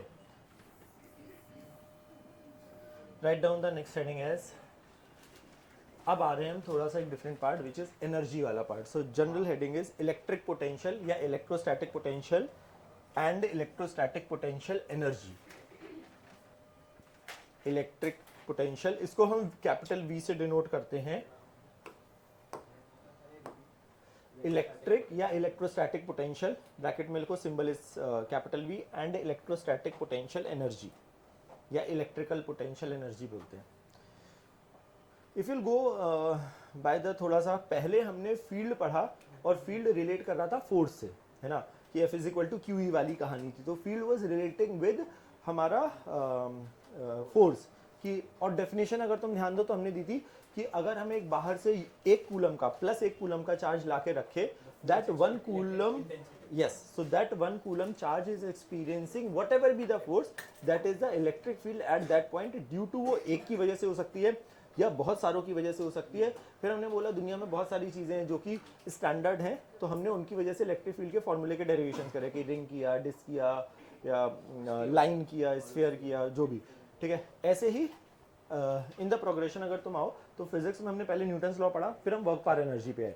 बहुत सारे प्रॉब्लम्स दोनों चीज़ों से सॉल्व होते हैं, बट एनर्जी की इंटरेस्टिंग चीज़ क्या है कि डायरेक्शन नहीं है, स्केलर क्वांटिटी है, तो वहाँ पर हमें दिमाग comparatively if given a chance, energy is a better way to solve compare to force, क्योंकि 50 फोर्स लग रहे हैं वेक्टर वेक्टर करना, और वो भी वेरिएबल होगा, तो फिर वो डिफरेंशिएशन। एनर्जी में इट्स अ बेटर थिंग, क्योंकि वेक्टर नहीं है और it's a conservation of energy type की चीज़ होती है। तो अब हम सेकेंड पार्ट पे आ रहे हैं, जहाँ पर हम इलेक्ट्रिक पोटेंशियल या इलेक्ट्रिक पोटेंशियल एनर्जी से रिलेट करना चाहते हैं। दोनों चीज़ें स्केलर क्वांटिटी हैं। तो पहली डेफिनेशन स्टार्ट कर रहा हूँ मैं इलेक्ट्रिक पोटेंशियल से या electrostatic potential. So write down the heading is electrostatic potential, capital V से डिनोट कर रहे हैं, it is a scalar quantity. पहले डेफिनेशन लिखो, then will come to this thing. Electric potential और इलेक्ट्रोस्टैटिक पोटेंशियल एनर्जी दो अलग तो वही, तो जैसे हमने फील्ड और फोर्स बोला कि अगर एक कूलम की बात कर रहे थे, तो वही फील्ड फोर्स बन गया, फोर्स फील्ड बन गया था। तो अगर हमने Q चार्ज रखा तो F is equal to q E आया। तो हम हाँ, तो ऐसे ही यहाँ पर हम एक कूलम के हिसाब से फील्ड पोटेंशियल निकालते हैं और दूसरा रखते हैं, तो वो वही है, वो सिमिलर टाइप का है। थोड़ा सा एक बार 10 मिनट में बेटर फील आएगा। Okay, so write down the electric potential. Same जैसे हमने, हाँ, इलेक्ट्रोस्टैटिक पोटेंशियल, पोटेंशियल एनर्जी जो जैसे MGH वाली चीज़ थी ना, वो एनर्जी है, potential is that. Okay, so write down the definition. तो पहले हेडिंग डाल लो, इलेक्ट्रोस्टैटिक पोटेंशियल को पहले स्टडी कर रहे हैं, फिर हम पोटेंशियल एनर्जी पे आएंगे। Work done in moving 1 coulomb charge plus 1 coulomb, work done in moving plus 1 coulomb charge from infinity, bracket में लिखो reference point, work done in moving a unit positive charge, या मतलब plus 1 coulomb charge from infinity, bracket में लिखो reference point, to any point in an external electric field, to any point in an external electric field is called electric potential, is called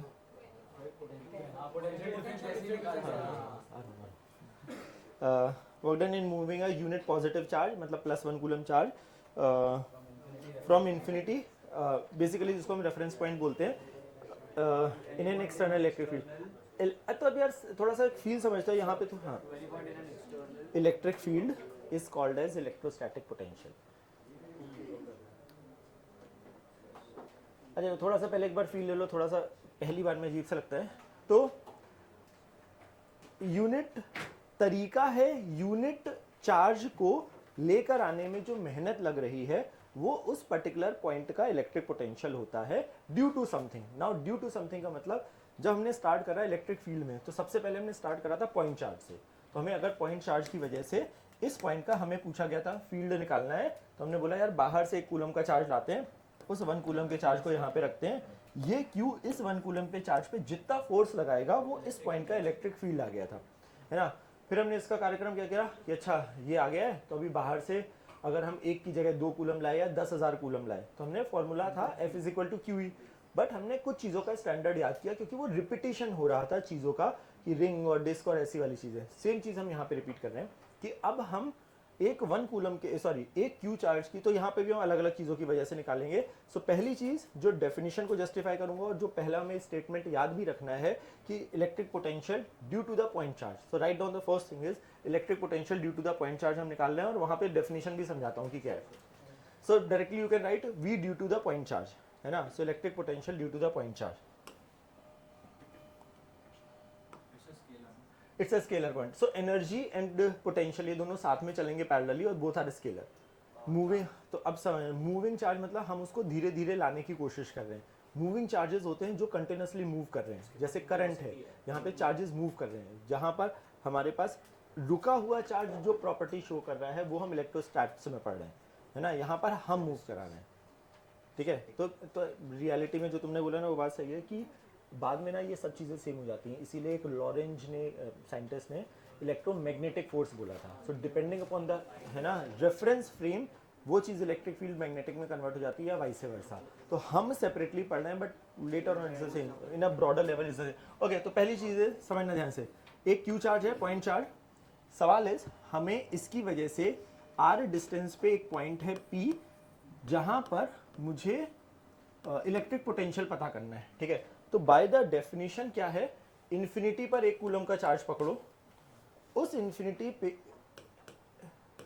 work done in moving a unit positive charge from infinity, जिसको हम reference point बोलते हैं। सो infinity को reference point बोलने का logic ये है, हम ये अज्यूम करते हैं कि जब पार्टिकल्स बहुत दूर दूर होते हैं तब वो आपस में इंटरेक्ट नहीं करते हैं, इसलिए पोटेंशियल एनर्जी उनकी जीरो होती है। ग्रेविटी में सेम वैसे ही। तो अच्छा यहाँ पर इसीलिए धीरे जा रहे हैं क्योंकि सेम प्रॉब्लम, सेम कहानी, सेम डेफिनेशन ग्रेविटी में exactly as it is valid है। क्यू की जगह m कर देंगे वहाँ पर, यहाँ पे 1 कूलम की जगह वहाँ पे 1 किलो कर देंगे, दैट्स इट। सेम ही चीज़ है, तो वहाँ पे डेरिवेशन की जरूरत भी नहीं पड़ती। ओके, सो आइडिया इज इस इन्फिनिटी पे चार्ज पार्टिकल पकड़ा, उसको यहाँ तक लाने में जो मेहनत लगेगी वो हमारा पोटेंशियल होगा due to charge q at point P। तो हमने क्या बोला, छोटा सा एक बार देख लो, बस उसका किसी जनरल जगह पे जाते हैं, x पर यहाँ पर जो 1 कूलम का चार्ज होगा, कहने से ये इसको धक्का मार रहा होगा इधर k q1 q2 upon distance का स्क्वायर, सही है। हम उसको धीरे धीरे यहाँ तक लाना चाह रहे हैं, तो हमारा डिस्प्लेसमेंट होगा इधर। तो कितना वर्क लगेगा, तो हम बोलेंगे यार जो वर्क लगेगा छोटा सा dx मूव कराने में वो होता है integration f dot ds। f का काम कर रहा है k q upon x square, ds का काम कर रहा है dx, एंड सिंस फोर्स और डिस्प्लेसमेंट के बीच का एंगल है 180, तो हमने यहाँ पे 180 लिख दिया। यहाँ तक सही, पक्का। जो कांस्टेंट उसको पहले ही बाहर फेंक दो, k कांस्टेंट, q कांस्टेंट, ये माइनस तो जस्ट ठीक है ये। तो अंदर बचा मेरे पास dx अपॉन एक्स स्क्वायर। हमने क्या बोला है कि इन्फिनिटी से, हाँ इन्फिनिटी से कहाँ तक लाना चाह रहे हैं, किसी एक जनरल पोजीशन r पे, -1/x। अच्छा, तो माइनस खा जाए पहले ही, तो यहाँ पर आया kq और यहाँ पर आया 1/x, इन्फिनिटी से r, 1/r माइनस 1/infinity 0। तो जो मेहनत है वो मेहनत is the potential due to the point charge at a distance r। पहला most important formula is this. तो जो ये रेफरेंस पॉइंट बोला है, तो ये रेफरेंस पॉइंट इसलिए जरूरत है, जो तुमने अभी किसी ने बोला कि पोटेंशियल डिफरेंस, तो वो डिफरेंस यहाँ पर मैंने आइडियली ये डेल्टा वी ही है, बट हमें बोला गया है कि जब चीजें आपस में इन्फिनाइट डिस्टेंस पे होती हैं, since they don't interact with each other, तो हम ये मानते हैं कि इन्फिनिटी पे पोटेंशियल 0 है। सो इनडायरेक्टली ये लिखा यही है, v माइनस वी इन्फिनिटी लिखा है, क्योंकि लिमिट तो दोनों तरफ आएगी ना, तो वो इन्फिनिटी हमें 0, इसीलिए वो रेफरेंस पॉइंट हम बोलते हैं इन्फिनिटी, जहाँ पे पार्टिकल्स इतने दूर दूर हैं that they are not interacting with each other, इसलिए रेफरेंस पॉइंट को इन्फिनिटी लिया जाता है। बट आइडिया क्या है, याद क्या करना है, एक पॉइंट चार्ज की वजह से r डिस्टेंस पे जो पोटेंशियल है वो होता है kq बाई r। दूसरी चीज याद रखनी है, it is a scalar quantity. तीसरी चीज याद रखनी है दैट ये q has to be put with sign because now it is a scalar. Vector quantity में प्लस माइनस डायरेक्शन बताता था, बट स्केलर क्वांटिटी में energy can be negative, yes. तो यहाँ पर q has to be put with साइन, very very important, कि अगर वो नेगेटिव है you will have to put with sign. पक्का? हाँ, आप एक बार ये डेरिवेशन तो हमने क्या बोला है, डेफिनेशन जो दी गई है, work done in moving a unit positive charge from, ठीक है। तो हमने क्या बोला, एक काम करते हैं यार, हम इन्फिनिटी पे पकड़ते हैं। अब क्योंकि फोर्स हमारा वेरिएबल है तो वर्क डन जो होगा वो इंटीग्रेट करके निकालना पड़ेगा। तो हमने कुछ नहीं किया, तो किसी जनरल डिस्टेंस x ली और हमने पार्टिकल को dx मूव कराया, तो जो फोर्स लग रहा था वो इधर लग रहा था। ये क्योंकि बाय डेफिनेशन हमने पॉजिटिव लिया है, नेगेटिव होता तो वो सेम डायरेक्शन होता तो वो माइनस आ जाता है, ठीक है। तो ये फोर्स और फॉर्मूला क्या है, इंटीग्रेशन f डॉट है वो वहाँ पे, angle between them cos fs cos theta, तो वो कॉस थीटा। तो फोर्स इधर है, डिस्प्लेसमेंट इधर है, तो ये किया आया, ये तो फिर कुछ नहीं, सॉल्व करा, माइनस ये सब करा, वो माइनस से माइनस कैंसिल हुआ। पहले इन्फिनिटी था, फिर आपने x के से नहीं तो हमने, क्योंकि वो अगर वो कांस्टेंट होता तो सीधे हम फोर्स इनटू डिस्प्लेसमेंट बोल देते, तो वो अदरवाइज हमें इंटीग्रेट करना। तो वो एक ये वाला माइनस था, ये 1/x स्क्वायर का माइनस 1/x होता है, तो वो एडजस्ट कर दिया था पहले ही। अगेन डेरिवेशन एज सच बहुत इंपॉर्टेंट नहीं है, बोर्ड उसमें डेफिनेशन पूछ लें तो बात अलग है। हमारे लिए ये कहानी बहुत इंपॉर्टेंट है कि potential is a scalar quantity and q has to be put with sign. तो ये होती है joule upon coulomb which I am coming to. इसीलिए मैं यहाँ से यूनिट नहीं बताना चाह रहा हूँ, क्योंकि वैसे हमें k की यूनिट पता है, q की पता है, r की पता है, उससे हम निकाल सकते हैं, बट ये डिफाइन होती है एनर्जी से। तो जूल अपॉन कूलम विच हम वेट हाँ 3 प्रॉब्लम कर रहे हैं, जहाँ पर 2 प्रॉब्लम है एग्जैक्टली जो पुराने वाले लिए थे। कर लिया नोट? अच्छा, तो काम की चीज़ें दिमाग में अपन याद रखेंगे कि पोटेंशियल स्केलर क्वांटिटी है, एक पॉइंट चार्ज की वजह से r डिस्टेंस पे जो पोटेंशियल होता है वो होता है kq by r, point charge की वजह से। अगेन सब चीज़ें पॉइंट है ना, तो पॉइंट की वजह से ये होता है। तो फर्स्ट प्रॉब्लम जो हमने स्टार्ट करा था जब इलेक्ट्रिक फील्ड पॉइंट चार्ज की वजह से पड़ी थी, तो वहाँ पे हेक्सागन से स्टार्ट करी थी कहानी, और सेम प्रॉब्लम यहाँ पर ले रहा हूँ। तो 6 चार्जेस हैं which is placed at the corner of a hexagon of side length A, ठीक है। Quickly electric field at the centre बतानी है तुम्हें, दोनों चीज़ें वापस से रिपीट कर रहे हैं, कुछ समझना है अपने को, क्योंकि so find electric field at the centre and potential at the centre, दोनों चीज़ें बतानी है तुम्हें। बहुत ही मतलब बहुत ही गरीब सा प्रॉब्लम है, प्लीज़ तमीज़ से करना, ठीक है। इलेक्ट्रिक फील्ड की हम बात पहले कर चुके हैं, बट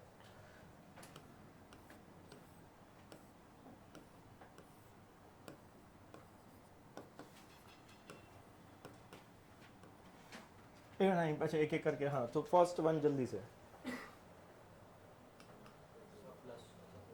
दोनों चीजें लिख के बता दो जल्दी से, इलेक्ट्रिक फील्ड सेंटर पे क्या होगी एंड पोटेंशियल सेंटर पे क्या होगा। इलेक्ट्रिक फील्ड की बातें हमने पहले करी हुई है, पोटेंशियल अभी अभी पढ़ लिया है कि पोटेंशियल एक स्केलर क्वांटिटी है due to the point charge, है ना। वो क्या होता है एक बार जल्दी से लिख दो बस। सेकंड एक मिनट पहले, फर्स्ट एक मिनट रुक जाओ, हो गए यार। अच्छा, तो ये अब तूने जो लिखा है वो एक की वजह से है पोटेंशियल 6 से मल्टीप्लाई हुआ है। अच्छा हाँ, सेकंड एक मिनट बता रहा हूँ, ओके कूल। अच्छा सेकंड एक मिनट, पहले एक बार फर्स्ट सुन लो जिसको नहीं आया है। भाई सबको याद है ना, इलेक्ट्रिक फील्ड 0 आती थी क्योंकि इसकी वजह से इधर, इसकी वजह से इधर, इधर इधर electric field 0। Potential is a scalar quantity, तो एक की वजह से सेंटर का पोटेंशियल आएगा kq अपॉन r, r का काम कर रहा है जो a होता है वो तो सेम ही होता है, ठीक है। ऐसे कितने लोग हैं, 6, दिस प्लस 6 बार लिखना है, सो प्रैक्टिकली इट इज 6। क्यों करा रहा हूँ, कुछ ऑब्जर्व करेंगे अभी यहाँ पे। अच्छा यहाँ पर प्लस q माइनस q, अब यहाँ पे निकालना नहीं है, यहाँ पर तुम्हें 4 ऑप्शन दे रहा हूँ और एक और प्रॉब्लम में 4 ऑप्शन दे रहा हूँ, प्लीज तमीज से सोच के लिखना, ठीक है। E0, V0, E non zero, V0, E0, V non zero, both are non zero. एक मिनट, 2 प्रॉब्लम साथ में दे रहा हूं, please give the answer of both together. दोनों के ऑप्शन यही है, plus plus plus minus minus minus, both the options are same for both the problems, you have to give the answer दोनों का साथ में। so आउट ऑफ दिस 4 और यहाँ पे भी तुम्हें वही लिख, सॉरी ये 3 प्लस एंड 3 माइनस, हाँ अच्छा एक मिनट फिर से रिपीट कर रहा हूँ, सेकंड वाला, हाँ अच्छा वी वाली कहानी बहुत आसान है मैं बताऊँ, क्योंकि दिमाग में ना अभी तक इलेक्ट्रिक फील्ड चल रहा था। मैं बोल रहा हूँ कि जो ये वी है, वी स्केलर है, दिमाग में याद आ गई होगी। स्केलर क्वांटिटी में दो ही चीज़ें जो सबसे इंपॉर्टेंट चीज़ जो जल्दी में गलती होती है, मतलब अभी थोड़े टाइम में तो याद हो जाएगी, this has to B put with sign, है ना। तो अगर चार्ज पार्टिकल पॉजिटिव है तो हम पॉजिटिव रखेंगे, अगर निगेटिव है तो निगेटिव रखेंगे। इसकी वजह से जो फील्ड आएगी के क्यू बाई ए, बट इसकी वजह से के माइनस क्यू बाई ए, इसकी वजह से फिर प्लस माइनस, सब सिमेट्रिकली रखे हैं, तो total distance sorry total charge इस पॉइंट से सब सेम डिस्टेंस पे, तो टोटल चार्ज अपॉन वो है, तो या तो सेपरेटली लिखो या फिर डायरेक्टली हम बोल सकते हैं ये, तो वो सेम लॉजिक यहाँ पर, इसके मिलाकर आएगी के 3q अपॉन ए, इसका मिला के आएगा के minus 3q upon A. Since it is a scalar तो दिमाग में लगाना है तो वो तो जीरो है। तो अच्छा एक ऑब्जर्व क्या करा है, और ये भी बाद में भी एक बार वापस ऑब्जर्व कराऊंगा, यहाँ पर E0 V नॉन जीरो, यहाँ बोथ जीरो और यहाँ पे एक जीरो और दूसरा नॉन जीरो, मतलब E0 डज नॉट इम्प्लाई कि 100% V भी जीरो होगा and vice versa, V0 does not imply कि नेसेसरली E0 होगा। दोनों चीजें बिल्कुल इंडिपेंडेंट हैं, हम बाद में रिलेट करेंगे। It is exactly like the formula will also be exactly like velocity zero है does not imply acceleration zero होगा एंड वाइस वर्सा, और वो फॉर्मूला भी कुछ ऐसे ही बनता है, E is equal to dv/dr। तो यहाँ पे बस ये ऑब्जर्व यहाँ पे करा रहा हूँ कि जो फॉर्मूला है अभी बाद में आएगा तो वहां पे लगता है अरे सर वो उससे रिलेट हो रहा है, फिर तो इंडिपेंडेंटली मुझे समझ में आ गया कि दोनों जीरो हो सकते हैं, एक जीरो नॉन जीरो, दोनों नॉन जीरो हो सकते हैं। ये बिल्कुल ही अलग अलग बातें हैं, अलग अलग तरीके, क्योंकि एक वेक्टर क्वांटिटी और एक स्केलर है यार, तो वो दो अलग अलग तरीके से डिफाइंड हो रहा है। पक्का।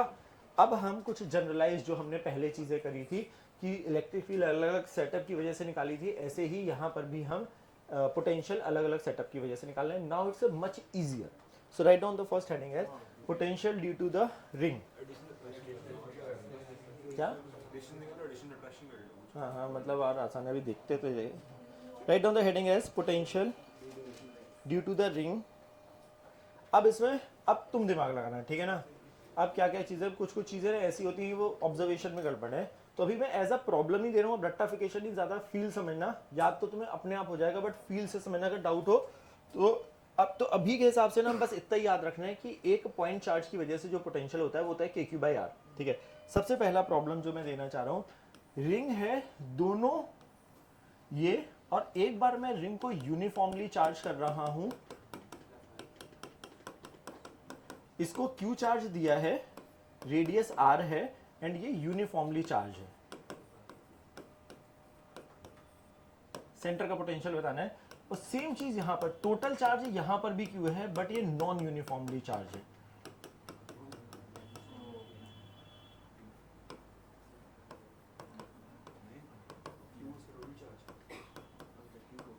दोनों केस में I want to find out the potential at the center. So potential at the center, अगर रिंग यूनिफॉर्मली चार्ज है या नॉन यूनिफॉर्मली चार्ज है, इलेक्ट्रिक फील्ड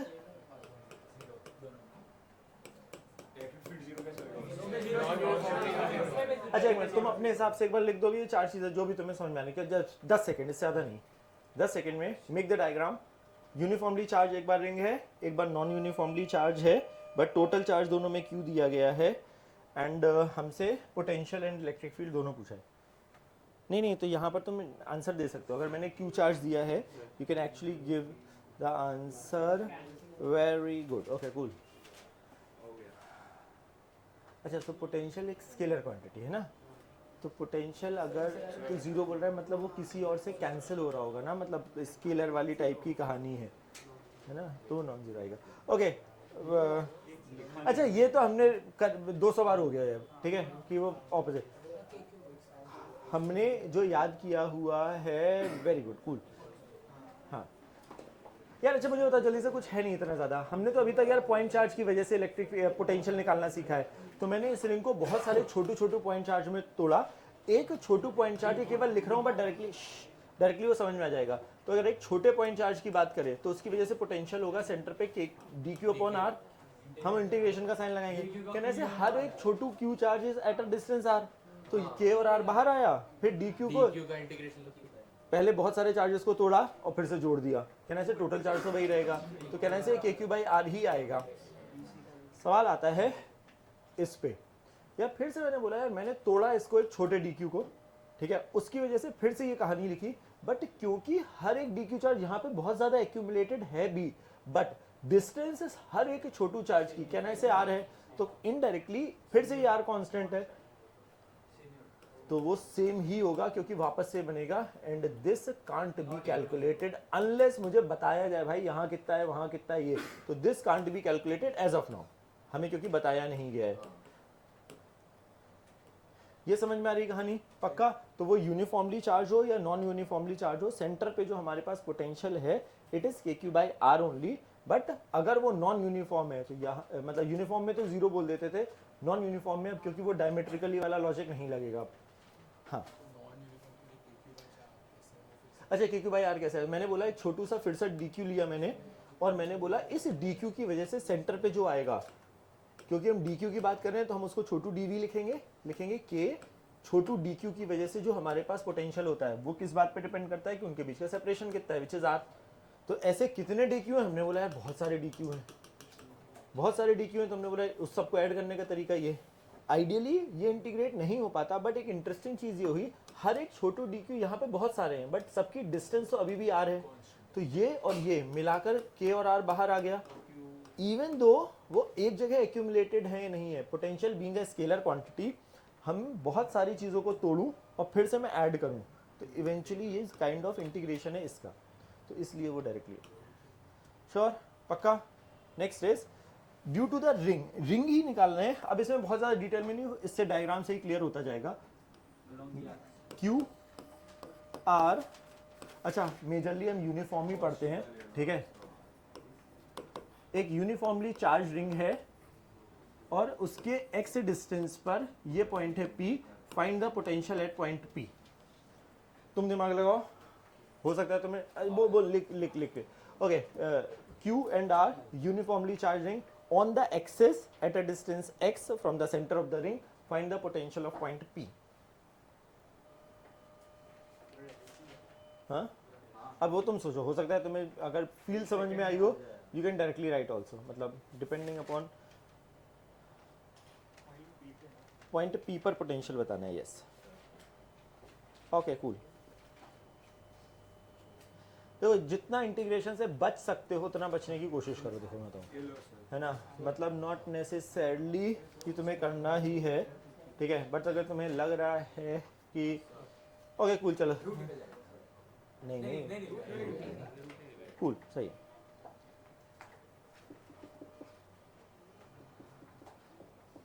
अच्छा मैं बस फिर से रिपीट कर रहा हूँ, नहीं हाँ, मतलब आर जो हम छोटा आर बड़ा रहे हैं, मतलब इट इज़ ओके, मतलब सब सही है और ऑब्जेक्टिव पेपर है तो कोई फर्क नहीं पड़ेगा।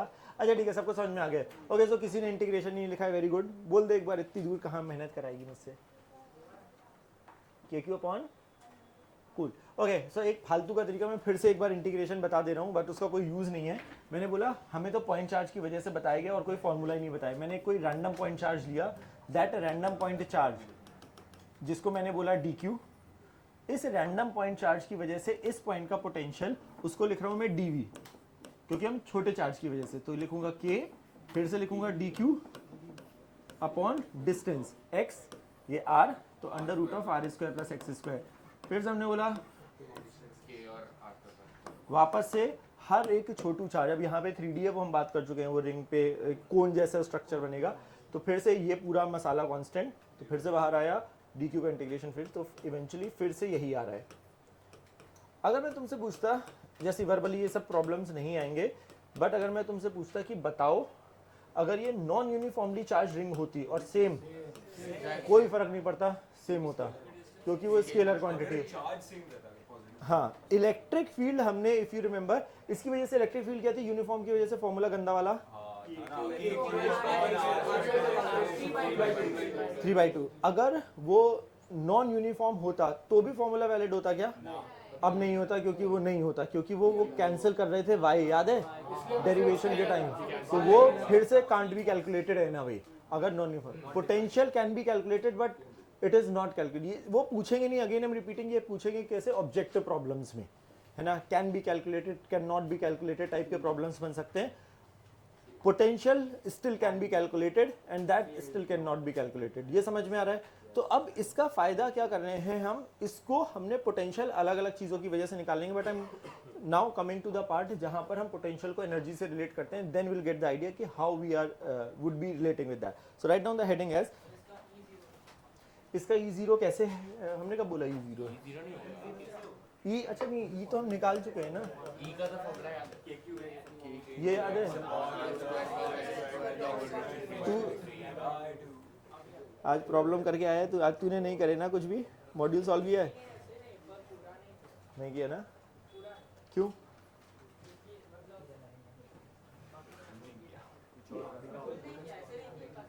नहीं तो पे पूरा किया यार, उतना काम था ही नहीं यार, होता ही नहीं है. हार्डली शायद उस दिन बैठोगे 1.5-2 घंटे मैक्सिमम ऑफ दैट. तो मत कर यार, मैं बता रहा हूँ, वो छूटते ही जाएगा, है ना, वो better class understanding. Okay, quickly write down the heading as electrostatic potential energy या इलेक्ट्रिक पोटेंशियल एनर्जी.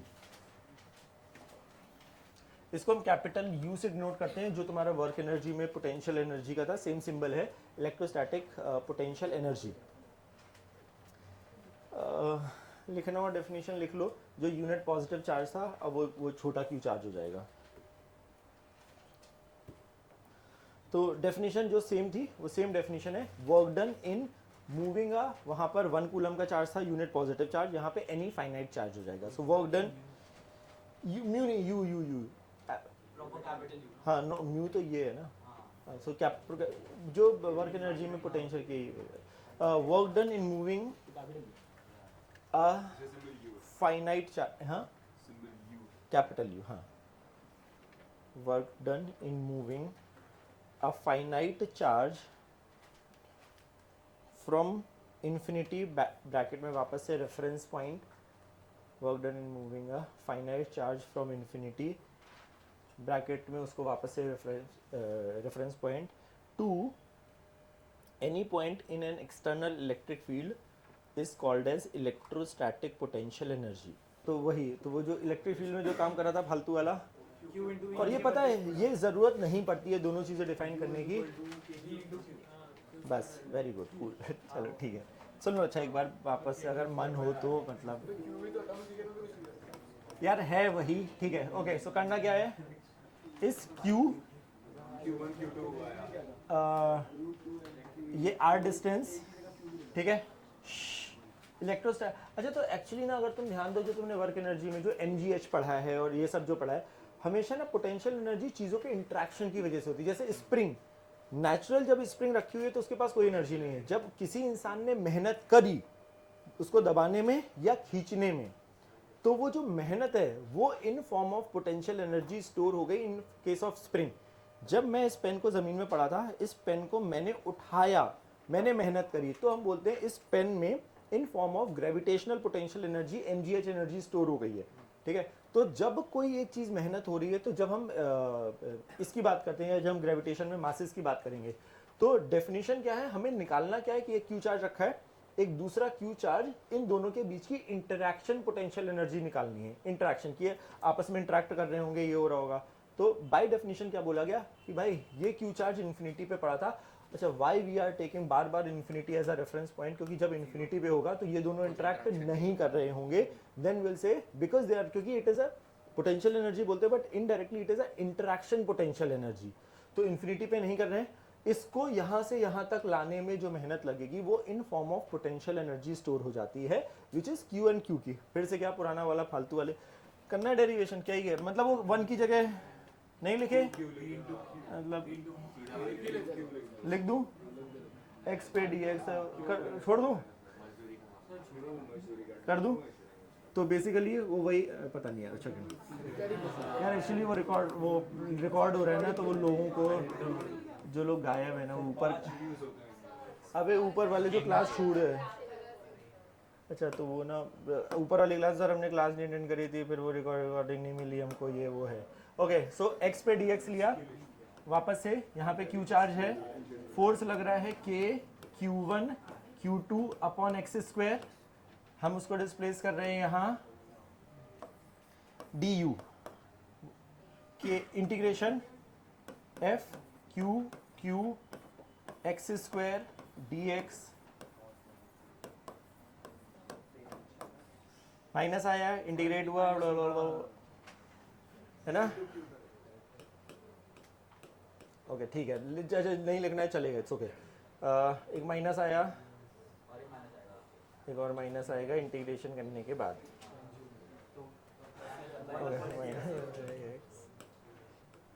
इंफिनिटी से आर ये आया होगा, तो रेक्टिफिकेशन जो करना है वो है ये। तो what we will remember is k Q1 Q2 upon R is the potential energy when two charges are placed at a distance of R। याद क्या रखना है, दोनों Q and Q has to be put with sign। अगर दोनों positive दोनों negative या vice versa, एक positive negative, Q and Q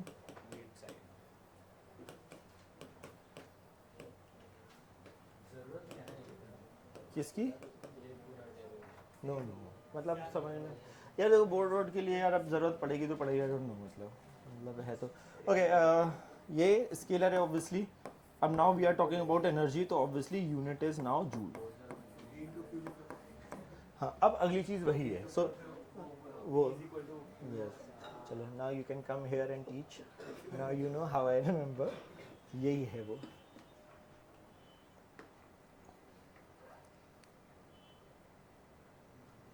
तो अगर तुम पीछे वाले फॉर्मूले से इसको रिलेट करो तो वो फॉर्मूला बन गया है पुराना वाला, है ना?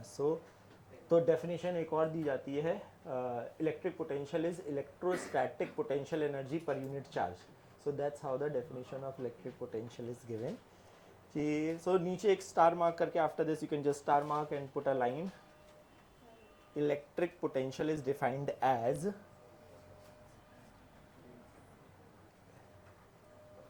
नोट करके स्टार मार्क करके लिख लो, electric potential is defined as electrostatic potential energy per unit charge. Electric potential is defined as electrostatic potential energy per unit charge. ये डेफिनेशन अभी नहीं यार, बाद में जब कराई जाएंगी तब कर लेना, अभी तो क्या ही है, इतना कुछ यूज केस वैसा नहीं। ओके, सो बेसिकली कैसे डिफाइंड है, sorry, electric potential is defined as electrostatic potential energy per unit charge.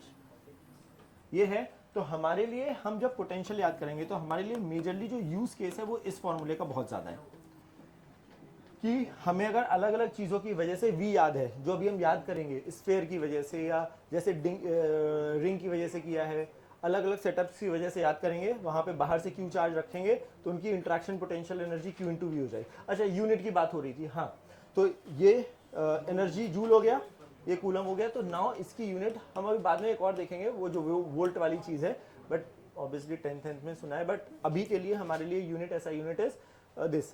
Dimensional एमिनेटर फॉर्मूले में नहीं निकलवा रहा हूँ, ये ml2t-2 है ही, energy any type of, coulomb है 80, है ना, तो वो सब कर लोगे, ये सब नहीं करवा रहा हूँ, चलेगा ना? लिखवाना है नहीं ना, है ना? सो ये है। अब आते हैं प्रॉब्लम्स पे, which is very important now. सही है। Electric potential is defined as electrostatic potential energy per unit charge. कि यूनिट चार्ज भाई ना, Q को 1 रखो तो वाला। ओके, अभी U और V सब सेम नहीं दिख रहे तेरे को? मेरा तो सही दिख रहा है। अरे मेरे अभी V में चोंच दिख रही है, इसमें चोंच नहीं है। सर आप पहले V ऐसे लिख रहे थे।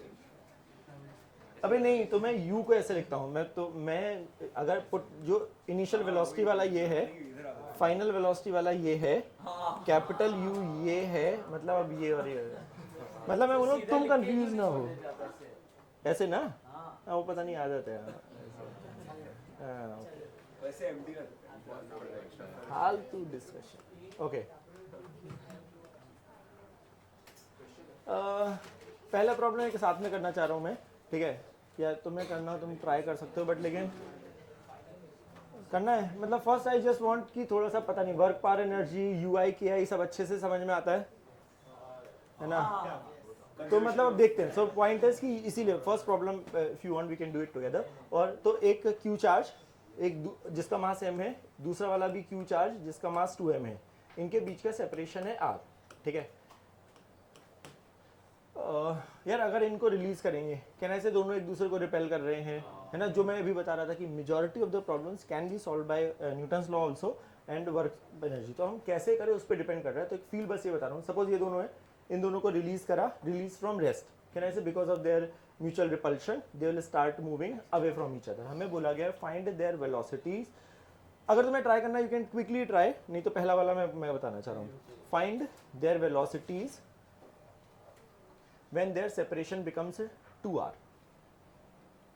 मास दोनों का, सॉरी चार्ज दोनों का सेम है, दोनों पॉजिटिव चार्जेस हैं, एक का मास m, एक का 2m दिया गया है और बोला गया है, और दोनों को इनिशियली रिलीज फ्रॉम रेस्ट ये मेंशन है प्रॉब्लम में।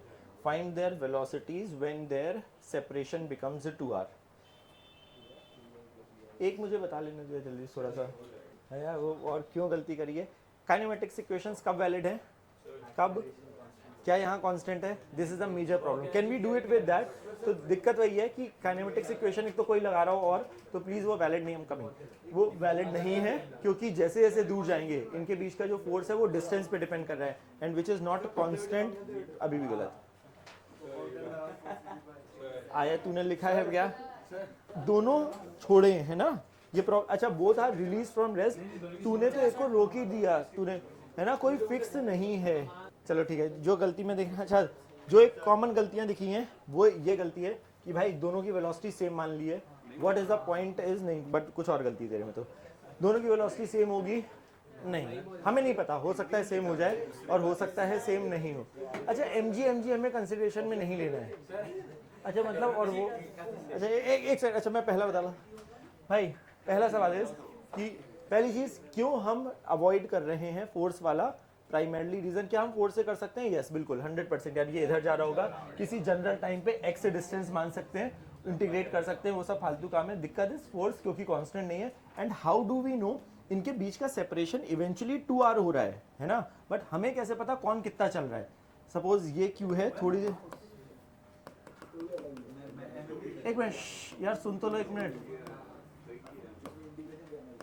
अच्छा रहता मैं बता देता ना, कम से कम बेइज्जती नहीं होती अभी, है ना, सुनो, हाय हाय, ओके। दिक्कत why we are not applying the force वाला थिंग इज, क्योंकि जब हम फोर्स लगाएंगे तो हमें कहीं ना कहीं लिमिट डालनी पड़ेगी कि भाई ये इतना चला। अब एक तकलीफ ये है, हाउ टोटल डिस्टेंस उनके बीच का सेपरेशन 2r हो गया, या तो मैं ये भी निकालूं भाई कि ये कितना चला, ये कितना चला, दोनों की वेलोसिटी सेम का लॉजिक नहीं है। तो कहीं ना कहीं हमें पहली चीज अच्छा तो जो एक चीज इंपॉर्टेंटली करी कि हाउ डू वी नो कि वेलोसिटी सेम नहीं है, तो पहला काम ये करते हैं, लेट्स से इसकी वेलोसिटी v1, इसकी वेलोसिटी v2, फाइनली जब इनके बीच का सेपरेशन हो गया है 2r, तो कहीं ना कहीं मुझे एक रिलेशन चाहिए v1 और v2 में। कहना ऐसे दोनों पॉइंट मासेस हैं, इन पे जो फोर्स लग रहा होगा, जितना फोर्स इस पर लग रहा है उतना ही इस पर लग रहा है, मोमेंटम कंजर्व। सो पहला सवाल है कि हमारा net force on the system is 0, then can we say system का टोटल मोमेंटम कंजर्व रहेगा, तो P I is equal to P F लगा सकते हैं। इनिशियली प्रॉब्लम में बोला गया है, जल्दी जल्दी, प्रॉब्लम में बोला गया है दोनों को रिलीज करा है रेस्ट पे, तो 0 फाइनल मोमेंटम, इसका होगा 2m v2, आगे की तरफ है तो पॉजिटिव, और उसका होगा पीछे की तरफ है तो minus of m of v1। सही है, गायब गायब, तो हमारे पास एक रिश्ता आ गया v1 और v2 में। दूसरा इफ, अब आ जाएगा।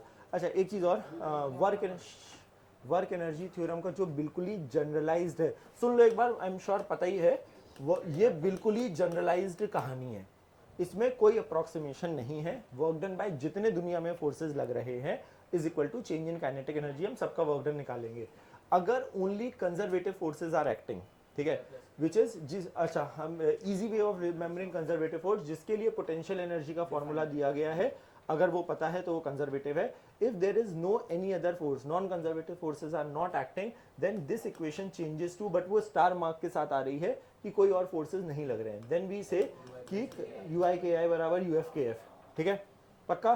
प्लीज याद रखना ये तब वैलिड है जब कुछ और नहीं लग रहा है, तो क्या हम बोल सकते हैं यू आई यू एफ के एफ, राइट। ui हमने अभी भी देखा, whenever two particles are at a certain distance r, उनकी पोटेंशियल एनर्जी हमने देखी कि वो होती है k q1 q2 by r, तो के यू आई, तो जब इनके बीच का सेपरेशन आर था तो फॉर्मूला के Q1 Q squared Q2 upon उनके बीच का सेपरेशन इनिशियली आर था, हमने दोनों को रिलीज करा है, और ये जीरो क्या लिख दिया, 1 सेकेंड, तो प्लस जीरो दोनों रिलीज करे हैं, तो इनिशियली काइनेटिक एनर्जी जीरो। जब इनके बीच का सेपरेशन 2r हो गया तो k Q1 Q2 अपॉन उनके बीच का सेपरेशन, बाकी काइनेटिक एनर्जी अब दोनों के पास आ गई है, तो हाफ एक के पास काइनेटिक एनर्जी जो लेफ्ट वाला है उसको हमने V1 उसको 1 बोला है, तो half M V1 square plus जो दूसरा वाला है हाफ, सही है क्या? V1 और V2 में रिश्ता आ चुका है, यस। तो V1 की जगह हम 2V2 डाल सकते हैं, तो यहाँ पे 4 का फैक्टर आएगा।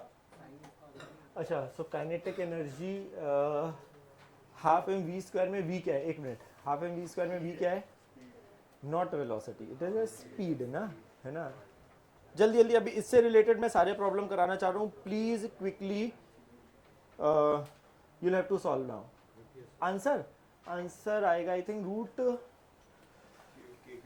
यहाँ पे ये 2 का फैक्टर आता है यहाँ पे, और ये है 1, तो टोटल 3, 1/2, तो 1/6 का फैक्टर आएगा शायद रूट में ना, हाँ मतलब एक तो डबल हो जाएगा, तो एक में फैक्टर होगा 1/6 के अंडर रूट में, है ना, और दूसरे में ट्वाइस ऑफ दैट, वो आ जाएगा, ठीक है ना, पक्का। अब तुम्हें दिमाग लगाना है, सर रुकिए, बताऊं क्या, ये यहाँ चिपकाना है ना, इसको इधर ले जाएंगे तो 1/2 का फैक्टर आएगा, ये डालेंगे तो 6 का फैक्टर आ रहा है ना, हाँ, तो V1 में फैक्टर आ रहा है अंडर रूट बेस 6 का फैक्टर आएगा, बाकी तो डायमेंशन मैच कर ही दो, के क्यू स्क्वायर आएगा, एक m आएगा नीचे और एक r आएगा ऊपर, नीचे नीचे, सही है, कुछ गड़बड़ तो नहीं रही, यहाँ पे 2 आएगा तो ये 2 आएगा, ये 2, तो वो मिलाकर 3 हो जाएगा ना, हाँ ये V2 है मतलब, ठीक है ना, और उसका डबल ऑफ 24 कैसे आ रहा है, अच्छा हाँ, इसको एक बार वापस समझा दूँ, ये वाली ना,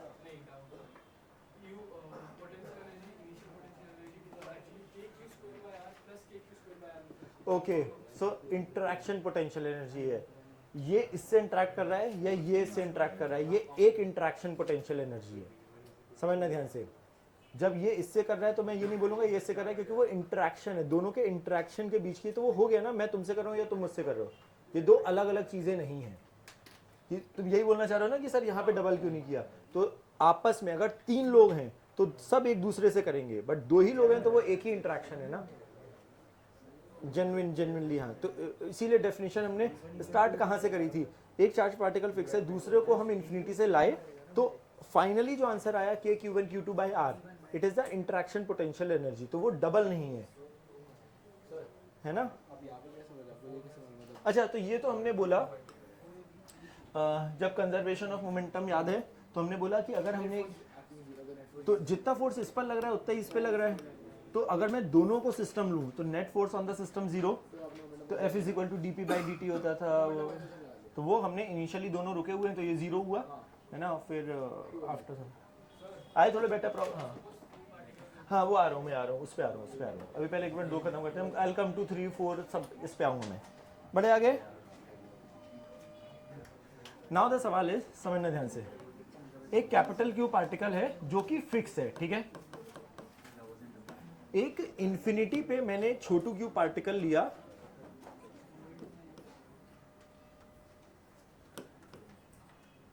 और वो इंफिनिटी पे था, इसको हमने along the line joining you not speed से फेंका, ठीक है, एक पार्टिकल फिक्स था, अलोंग द लाइन ज्वाइनिंग मतलब ये प्रॉब्लम में गिवन है कि अलोंग द लाइन ज्वाइनिंग मैंने इसको यू नॉट स्पीड से फेंका, find the minimum separation between them, find नहीं तो वो तुम सोचो होगा कि नहीं होगा, find minimum separation between them, देखो यार, सो एक ये क्यू पार्टिकल फिक्स था, एक दूसरे छोटे क्यू पार्टिकल को मैंने इन्फिनिटी पे पकड़ा और मैंने उसकी तरफ फेंका with the initial speed you not, ठीक है, find minimum separation between them during the subsequent motion. Minimum separation मतलब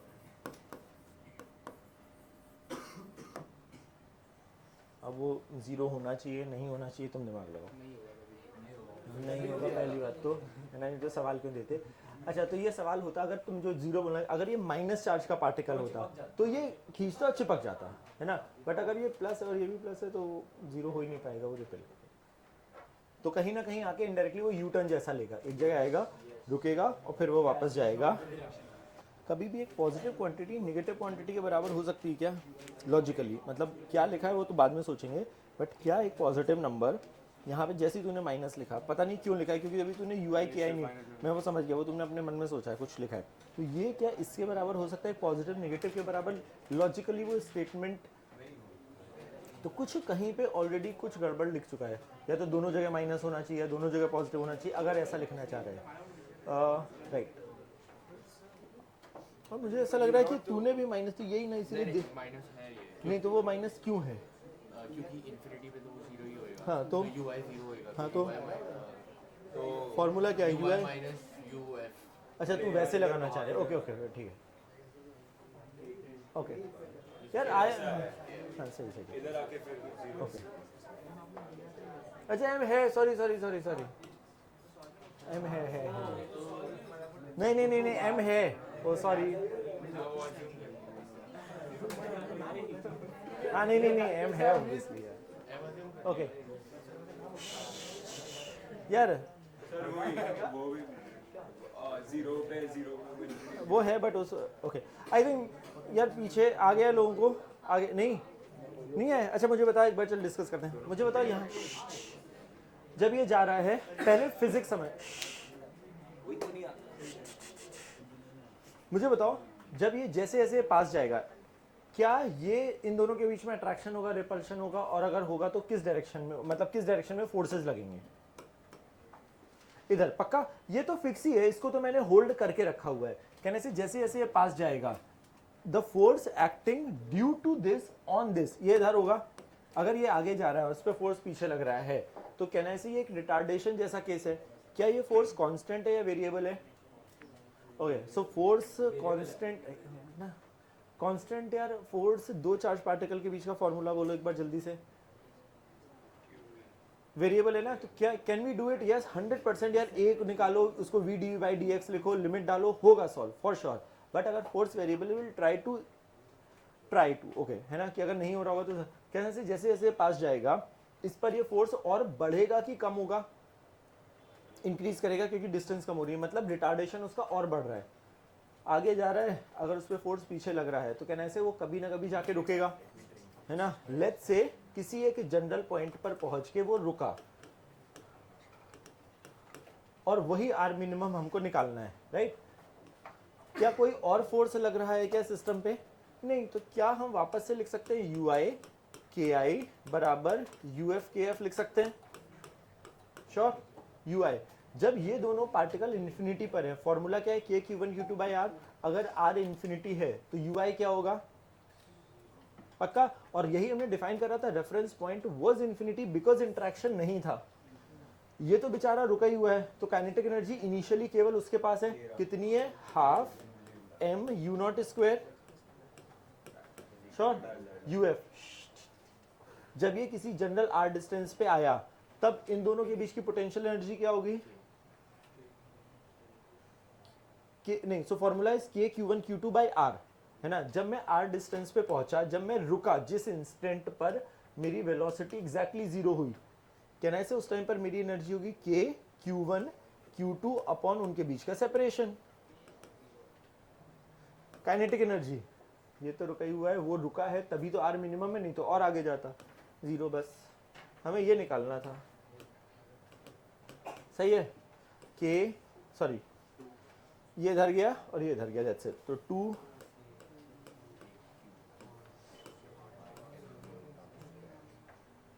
श्योर, थोड़ा सा बेटर प्रॉब्लम दूं अब, सेम प्रॉब्लम, अब ये फिक्स नहीं है, same. Okay so but take it like a fresh problem, same चीज। अच्छा अब मैं दोनों चार्ज पार्टिकल आइडेंटिकल ले रहा हूं, क्यू एम दूसरा वाला भी है QM, ठीक है, अगेन इन्फिनिटी पर U0 स्पीड से फेंका है.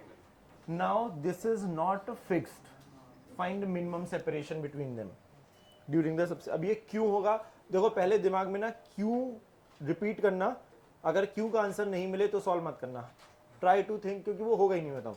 So think in terms of कि क्यों मिनिमम सेपरेशन टाइप की चीज पूछी जा रही है, ये आगे जाएगा नाउ. अच्छा सो ये obviously it's not fixed, both are free.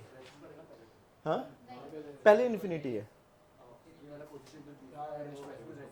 हाँ हाँ ये रेस्ट पर है, t इज इक्वल टू 0 पर हमने इसको इन्फिनिटी से इसके तरफ फेंका है. अभी मैं इसके तरफ भी नहीं फेंकूंगा, है ना, तो ये अभी अलोंग द लाइन जो है बहुत ऑर्डर में डिफिकल्टी लेवल बढ़ रहा है, तो इसीलिए मैं बोल रहा हूँ एक एक प्रॉब्लम तमीज से सॉल्व करना.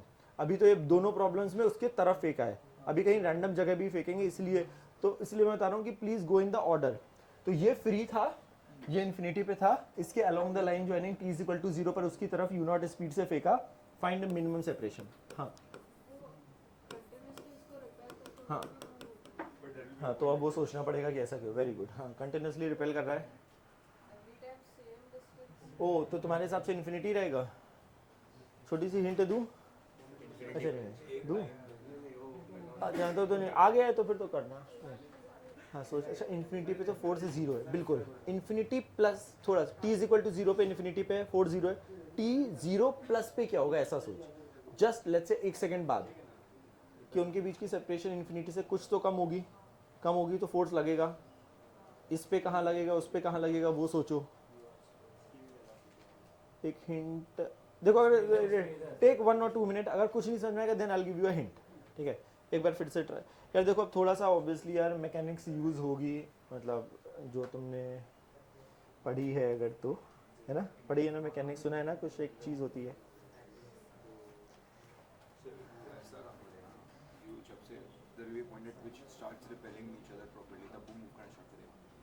प्रॉपरली का कुछ नहीं है, t is equal to 0 plus पे ही रिपल्शन स्टार्ट हो जाएगा, क्योंकि इन्फिनिटी के जस्ट बाद उनके बीच का सेपरेशन कुछ तो होगा, तो फिर हमारे पास फोर्सेस लगे. वही मतलब एक बार खुद अपना एक दिमाग एक राउंड तो लगा लो ना फिर. Very good. अब मुझे एक लास्ट चीज बता दो, आंसर सही है, सब सही है. वाई दोनों का वेलोसिटी विल बी इक्वल जब मिनिमम सेपरेशन है. वाई? नो, ये रीजन नहीं है. अगर ये यहाँ पे मैं 2m लिख देता तो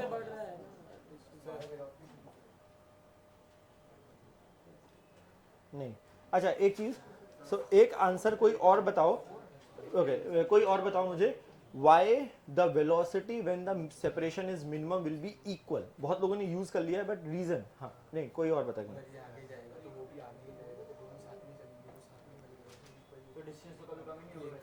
हाँ वही डिस्टेंस तो कभी नहीं होगा. नो सेम एक्सेलरेशन नहीं लॉजिक है. नो कोई और एक बार ट्राई करना चाहेगा. हाँ क्यों? वेरी गुड, एग्जैक्टली वो स्प्रिंग वाला ही प्रॉब्लम है. That's the same logic. अगर मैं एक स्प्रिंग को ये कर दूं और यहाँ पर एक ब्लॉक रखूं, तो अब एक बार और मैं फील से एक बार समझाना चाहिए. वो स्प्रिंग वाला अगर तुम्हें याद है, मैं उसको भी एडजस्ट, बस वो वही है कहानी. सुनो ध्यान से भाई, इसको आगे इसकी वेलोसिटी इनिशियली 0, इसकी वेलोसिटी u0, इसकी वेलोसिटी 0 ना इनिशियली. जैसे ये हल्का सा आगे गया, इस पे फोर्स आगे लगा, इस पे फोर्स पीछे लगा.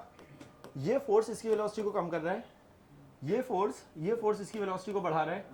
एक चीज कम हो रही है, एक बढ़ रही है. कब तक ये एक दूसरे के पास आने की कोशिश करेंगे? जब तक पीछे वाले की वेलोसिटी ज्यादा है ना, पीछे वाला ज्यादा तेजी से आगे की तरफ आ रहा है, आगे वाला भी आगे जा रहा है बट वो धीमे धीमे जा रहा है.